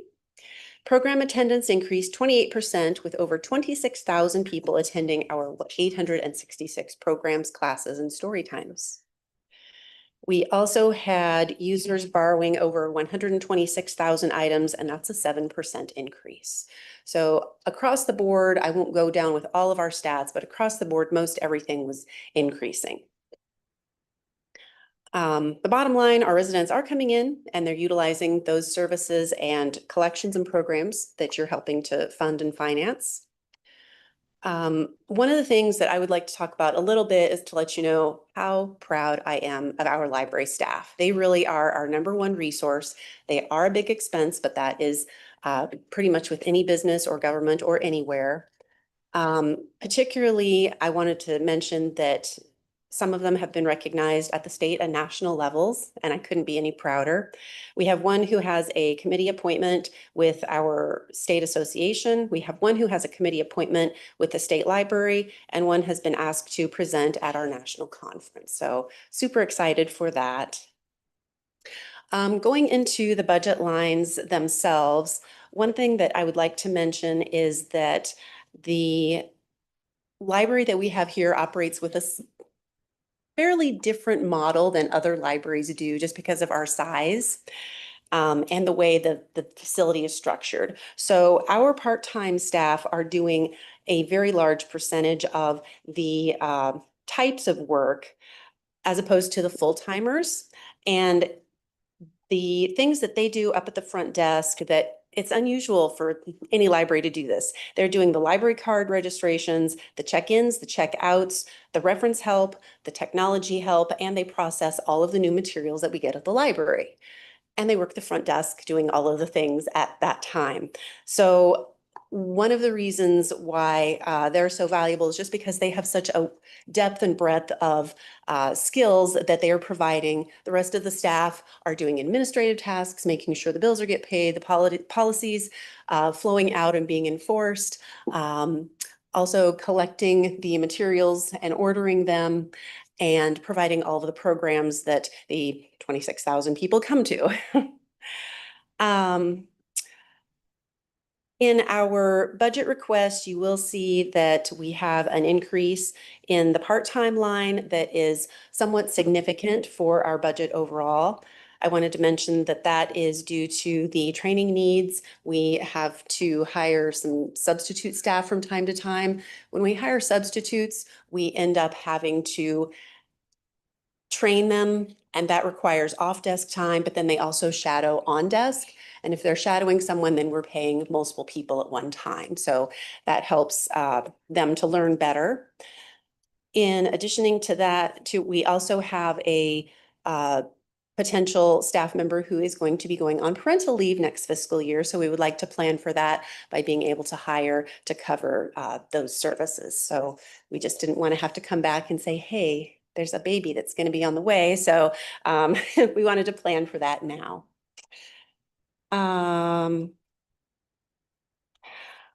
And the rest of the lines, I'm happy to answer any questions about those. There's some very minimal increases on there and a couple of decreases.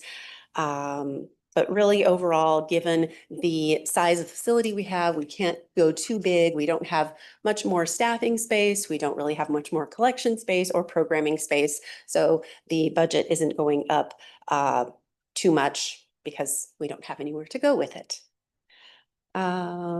Yes. One particular line item, if I could have you focus a little Absolutely. time on it, is the county contributions and how that has changed over time. I know you've been active in that process. Yes, I have. It's similar to working as you folks do with the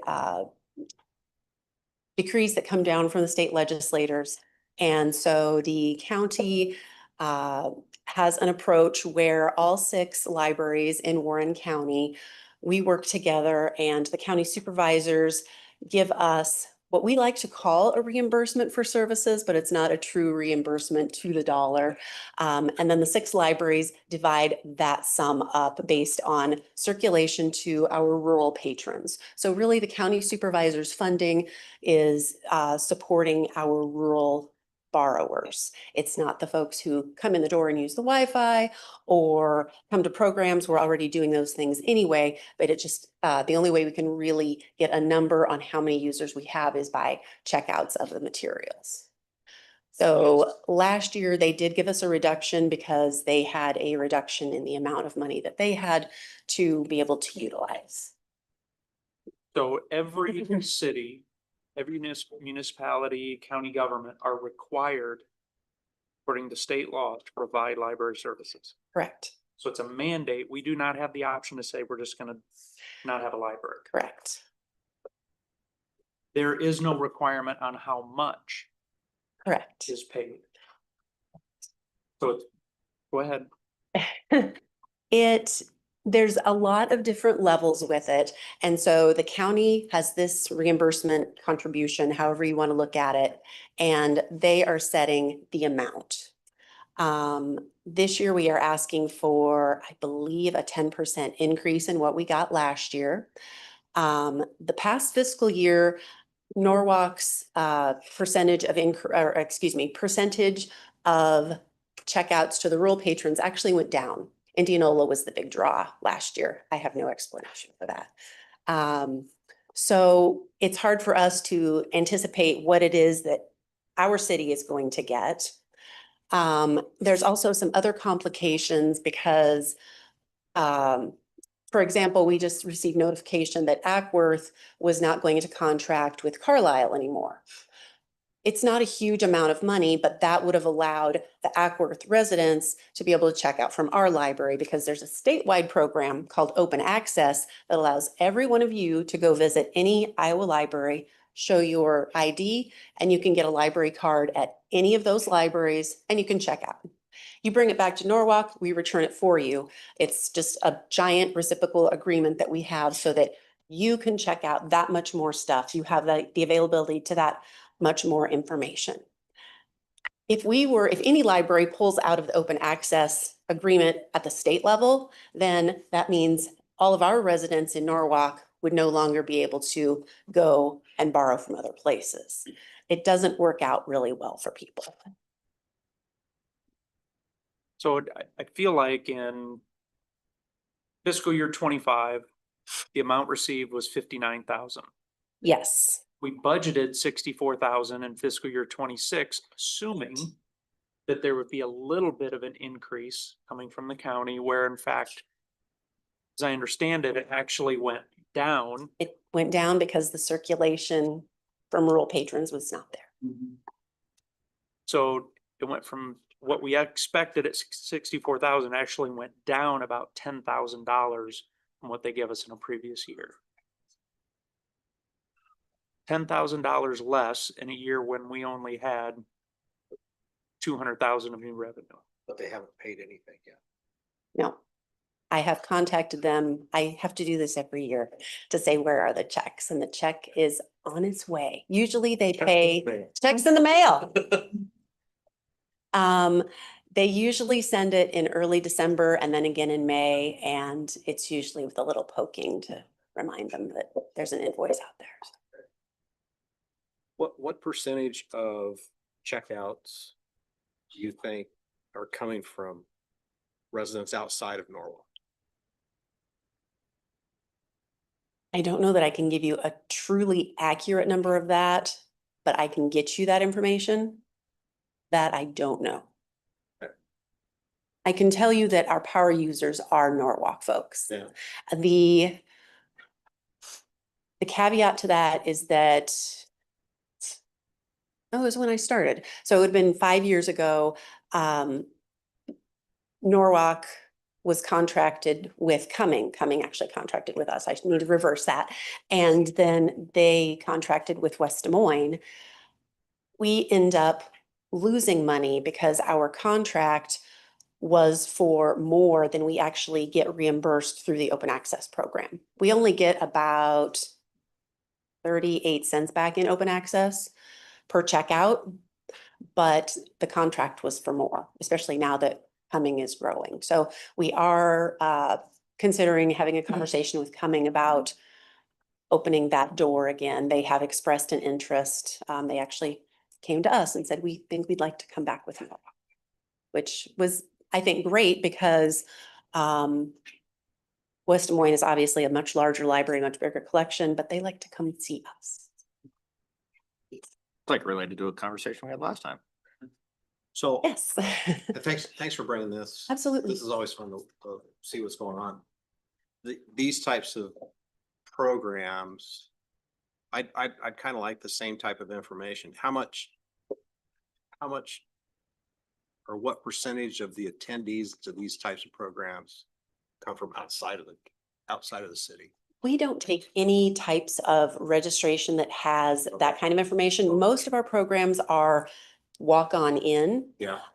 Just because anytime you do a registration, then people are like, oh, I didn't register, I'm not going to go, or I don't want to be bothered with registrations. So we really find that tends to disincentivize people to come in. Okay. So we have not done that. Okay. I can say that when we did switch over this last fiscal year, we had to cut off access to the Libby app to anyone who was not living in Norwalk. And most of the folks, we did actually phone everyone to let them know so that we could tell them how to connect with their home library for their Libby so they didn't lose their holds and yell at us. Most folks were from the Cumming area and they were like, but we thought we were your home library. We thought that, or that you were our home library. We thought that we were supposed to be working with you. And they had no idea that they actually had contracted with West Des Moines 5 years ago. And they're like, but that doesn't make any sense. And so, and they're coming to us. And not that they're not using the other ones, but that is kind of the beauty of public libraries. You can visit them all and you can check out all the things. Right. Does this 5.99% increase the trust funds that are used going up? Or that's just the impact to us? Just to us. Yes. The trust, which is actually the library foundation, combined with some outside donors, they are the ones who fund the 2 interns. Yep. Yeah. I'm gonna feel like I need to say one more thing. And then I'm gonna let it go. You know, Holly gives some real numbers up here. And the numbers that she gives of what development happens in this community, all of that value goes to provide the county government with a huge additional, the portion that is it's exempt from TIF that goes into their capital projects. They get all that increase in revenue. It is a bit frustrating to see this library lose that amount of revenue with the amount of additional taxable value goes into the total county. That's a great point. As a percentage of the whole county, I would argue that the amount we're adding, anybody else pales in comparison, minus the data center in West Des Moines. Yeah. So it's a little frustrating that there's that decrease. What can we do about it? Probably talk with our county board members and express ourselves. Yep. They like political support. They will be contacting me in the next 2 weeks for us to go in to make our request for reimbursement. If one of you would like to accompany us, that would be great. We do have another council person coming from the big town of Milo, but they have a really compelling case there because it's a small enough town that the director there knows that almost everyone who comes to the programs is a rural resident. So if that's going to happen before we get the percentage number back, I think we need to have that before you go and ask for yours, because our residents pay a certain amount per thousand for library services. County residents should probably pay that same amount. We should know what that same amount is so that when we go ask, we can justify that amount. Helpful to have that because then it really shows them the discrepancy between the two. Yeah. Yeah. That'd be a good way to go. We kind of build equity like we did with emergency services. Yeah, doing the same thing we did with fire. Yeah. And EMS over coming. My perception of going to the county supervisors in the past years has been that they feel like the libraries are here asking for a handout, when really what we're doing is we're asking for a reimbursement, that we had this Yeah. many of your folks. And I don't think that that understanding is entirely there. So maybe having it in a different language or with some different voices would be helpful. What is that? Last year they gave us a 3-day notice, so it's going to be sometime before, it's going to be sometime before the end of this month, and I'm anticipating. So I can go back to the office and look up the information for you and email that out and work with you, and whoever would like to accompany us, you're more than welcome. Let us know. Okay, I will do that. Going to be on a Tuesday morning or a Tuesday afternoon, right? Yes, That's- we're usually in the morning. Okay. So yeah, block off your next few Tuesdays. I'll try to assemble some information, so, and I'll do my best to join you. If Okay. I can provide any support, I'll do that. That would be lovely. Thank you. That would be very helpful. I'm curious, why do you think Cumming contracted with West Des Moines in the first place? The only thing I can think is that they are a larger library. I do know at the time, West Des Moines was reaching out for different revenue sources. The director who was there during that time has since taken a different job in Wisconsin, and nobody there is able to give me an answer on what happened there. I can say that West Des Moines has a much larger staff, so they are able to offer, I would say about once a season, they will do a story time at Rose Farm. And we don't have the staff to be able to do that, but their folks are already coming to our things. So it doesn't make sense.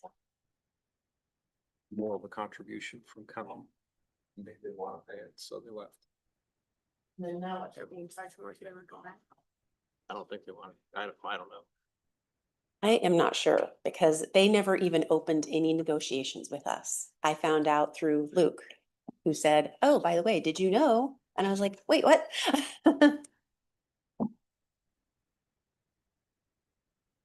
Story I told you about a previous mayor, just was in there. That could be part of it too.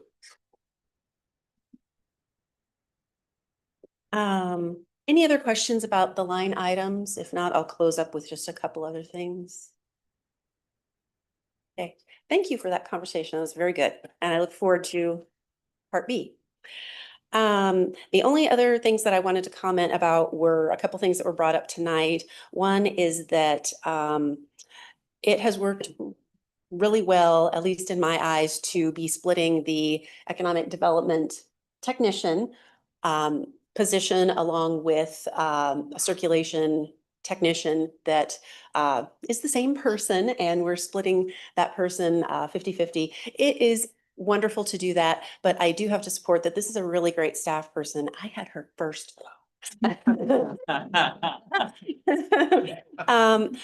I do have to say that that half a position, should this happen, we would backfill the position because we do need the staffing. That person has been helping with a lot of our financials and some record keeping and a lot of other great stuff, but it's definitely citywide necessary types of things. And also the mention of the public works position that there were questions about as well, the possibility of having someone to help with some of the session planning and some of the other work that is done. I cannot tell you how critical that position is, because when I went to library school, I didn't learn about fixing windows or HVAC or plumbing or concrete or parking lots, toilet. That's been a problem lately, toilets, pest control, all of that. And so it is wonderful to be able to contact Public Works, and they send that person over and they handle it. They know all the things, or they know who to call. So if I were having to do that, it's not a good use of city time or funds for me to have to flounder around, or any of the other department heads who are running a building. So please do give that one some serious consideration, because we would all benefit from that. So, okay, thank you very much. Thank you. No, before the next person coming up, go ahead, Luke. I just want to make the note that the county supervisors, they have been good partners. Mhm. I don't want to give the impression that that there's anything terrible about that group. This one particular line item, it is a little frustrating, but they really have been a good group for us. Sorry, Luke. All right, Luke. That's all right. All right, well, thank you for the opportunity to present to you tonight. I had a couple of thoughts as we were going through a few things I just wanted to share quick before we dive into things. Probably about an hour and a half ago, we were talking about the time to realize new revenue. You were looking at that chart where commercial industrial was finally bumping up and everything. And it made me think back to the time when I drove down here to interview for this job, and the things we talked about in that interview and the things that the city was doing at that time that led to these things, that led to those two numbers going up the way they have. So just a little perspective that sometimes we're a big barge, we just got to change course and we'll start getting there, but it takes a while to do. So just wanted to kind of put that perspective, a lot of projects that we're doing now have been in the works for a long time. Secondly, on the idea of, staff, service cuts and those things. One of the things we talk about and hear a lot about in the community, I'm guessing you guys probably have too, is that we like Norwalk's small town feel, right? Like we don't want to lose that. And that's a struggle with our growth, the things we bring into town, things that people want us to bring in town, coming to a kind of agreement between the small town feel and that growth. But another thing I think that small town feel that we're able to give is our customer service. Community development's a heavily customer service focused thing. A lot of our departments are. And I like to think that we have a friendly small town customer service feel. And as we grow and as we're limited in our ability to do things, I'm just kind of a little concerned that we're going to lose some of that, and that's not a line item that you guys are ever going to have to be asked to say, cut this or cut that. It's just going to be a function of we've got people that want to do their jobs. They want to do them well. And the function of doing that with less resources means we give less time and attention to some of those little details. If you've got elderly parent in town, you can come into City Hall and our staff will take their phone from them and clear out the hundreds of notifications and help them set up their water bill, right? So, you know, it's those little things that we take pride in doing, we want to keep doing, and we're proud to be able to do. So, with that, community development budget, pretty simple. First thing, there's two different budgets that you look at. One is community development, the other is the building department budget. Why that is because of how the revenues we bring into the department work. Our building department revenues have to go to the service that we provide for building inspections and building permits. Gene mentioned earlier, in the state level, that's actually part of the public safety component, and it is public safety. I think a lot of times people forget that, but we're out there making sure that buildings are safe in the first place. Community development wise, also just note that technically the smallest budget, even though as an department we have two, we come in, I think, at about like $20,000 less. But that's really just the wages and salary and staff support for our city planner, myself, and our admin assistant that does a lot of our work on the planning commission. Budget wise, let me pop over here. Something to pay attention to, especially for our new folks. On the revenue side, you'll see $250,000 of revenue. And then down under consultant and professional fees, you'll see another $250,000. We do, as part of our review process, pass through of engineering review. So Veenstra and Kim is our engineer.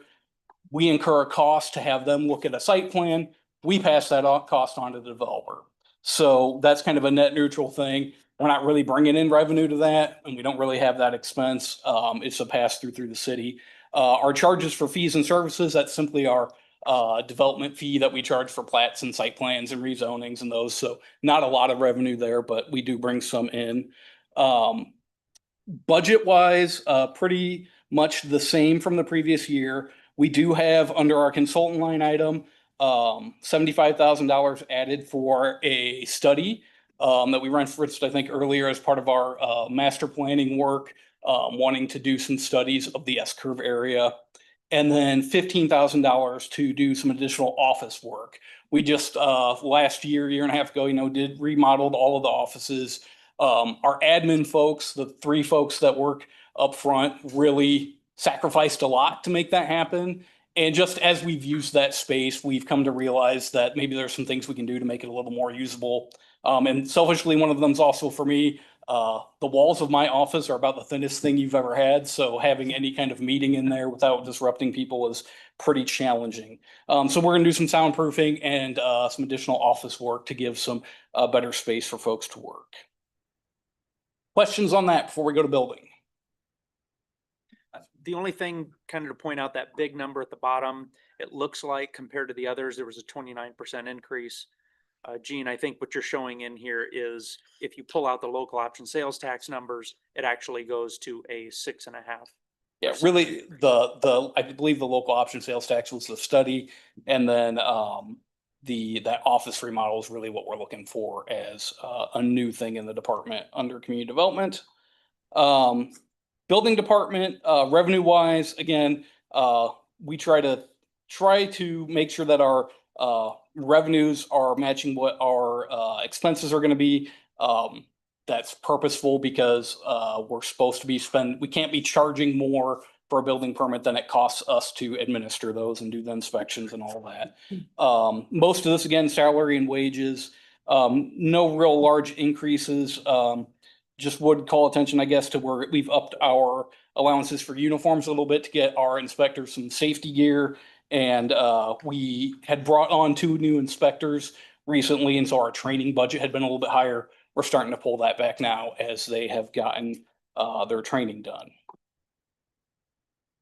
So that's it. One of the things to express, in fact, Luke, I'm surprised you didn't mention it. We've had some situations in the past where there's a request to waive building permit fees. It seems like an easy request. Well, I didn't want to talk too much up here. I don't want to get you fired up, but I do want to reinforce that when we have those requests come in, that any approval there, it's a little bit different when we're talking about the other incentives that we talked about, those are all new dollars that are flowing in. In this situation, Luke has to try to predict what revenues are coming in, and that goes in the revenue, and that offsets our property tax dollars. When we waive those fees, it makes those actual dollars coming in less. And so there's not as much offset to our general fund. So I'm just trying to reinforce, please be cautious about considering waiver of building permit fees. One other point to waiver, we've not had it in a few years. We do have a policy where we waive permit fees for the school. So we felt like that's an important part of the community, one of the reasons why people come here. So we do provide them that service, though when we do that, we are incurring staff time and resources to go inspect all of that. And, you know, sometimes that's a small thing. Sometimes it's the NPEC or some large or a whole new school. And there's a lot of time that staff needs to spend at that, you know, we aren't going to be recouping through permit fees. The other thing I would note, you'll see as we go through this budget process, we did fee updates. Some of you that were here at the end of last year, maybe you saw that on the agendas. We updated some of our just standard permit fees. I am going to be bringing forward a update to how we calculate our building permit fees to have it match more annually with what our building department budget is. In the past, we've just kind of let those numbers stay for a while. And then when we felt like, hey, we should look at that again, we'd review everybody else and we kind of set ourselves in the middle. The International Code Council recommends that you do it annually. You update your data tables annually. So we're going to look at doing that this year, which should give us the capability to make sure that we do have the dollars to spend for the department. Questions for Luke? Thank you. Thank you. All right, and that concludes our budget discussion for the evening. Bad. There's more. Item number 5 on the agenda is welcome guests and public comment. Thank you for being here tonight and listening to the budget discussion so far and being here for the rest of our normal business meeting. At this point in time, we'd open up the dais to address council and mayor for any non-agenda items. So maybe a 3-minute time limit. Realize we can't take action on those since they're not on the agenda, and that would be a violation of open meetings law. Also, if you'd like to comment on any item in the consent agenda, now would be the time. Do we have any takers? Art? No? Okay. We'll move on. Item number 6 is the consent agenda.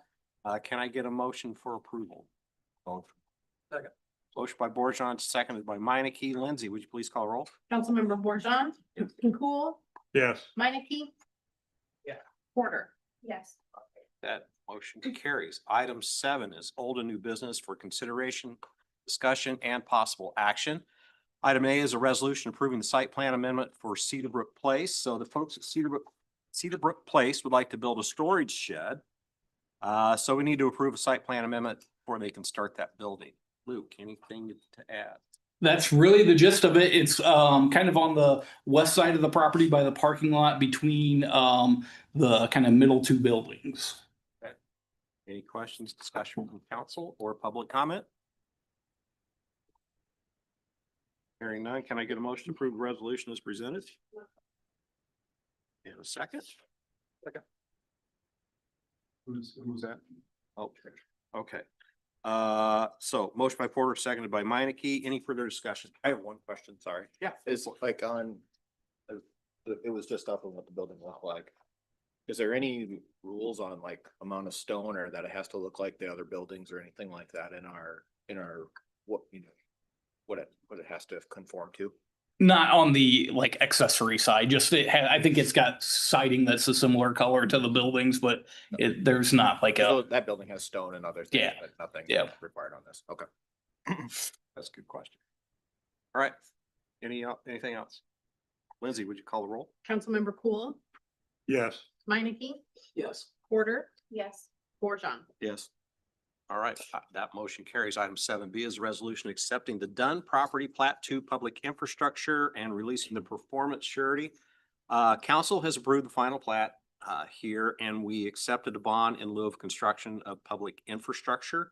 Public infrastructure has now been completed, and the owners would like council to accept the infrastructure and release a surety bond.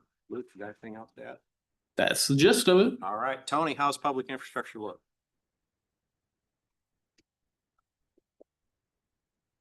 You are muted. Still muted. We'll sleep maybe. Oh, you know what? What? Oh, can he unmute? Oh, thank you. That was not on purpose, I promise. Yeah. Oh, I had a hot flash there. Couldn't get unmuted.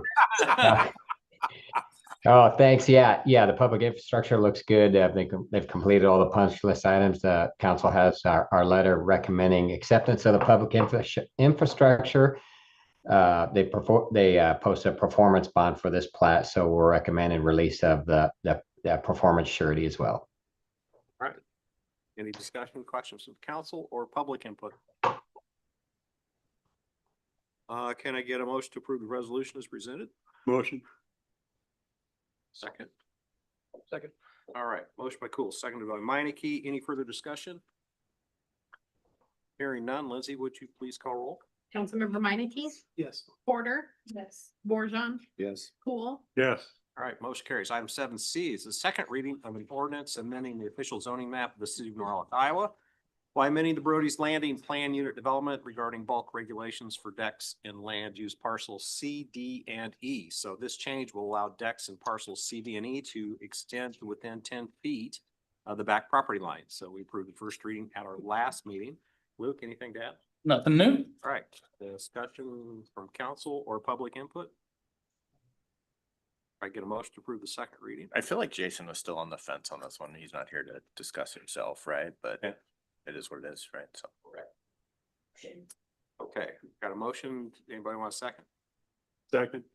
Okay, so motion by Porter, seconded by Cool. Any further discussion? Lindsay, would you call roll? Councilmember Porter, Yes. Borjon, Yes. Cool, Yes. Meineke. Yes. All right, motion carries. Item 7, future agenda items. So the purpose of this item is for council to give direction to staff by way of motion to have items placed on future agendas. It's not for the discussion of the merits of the item. It's just to get it on to an agenda so we can discuss the merits of the subject matter. Any future agenda items? Anybody want? You know, Mayor, one thing I was thinking about, I don't know, is it so much an agenda item? Maybe it is, but you know, I was listening to the governor's speech the other night. And I had a good stiff drink too while I was listening to it. But anyway, and one of the things that she emphasized was trying to make a cooperative way to provide services, you know, consolidation of services, collaboration of services, and everything.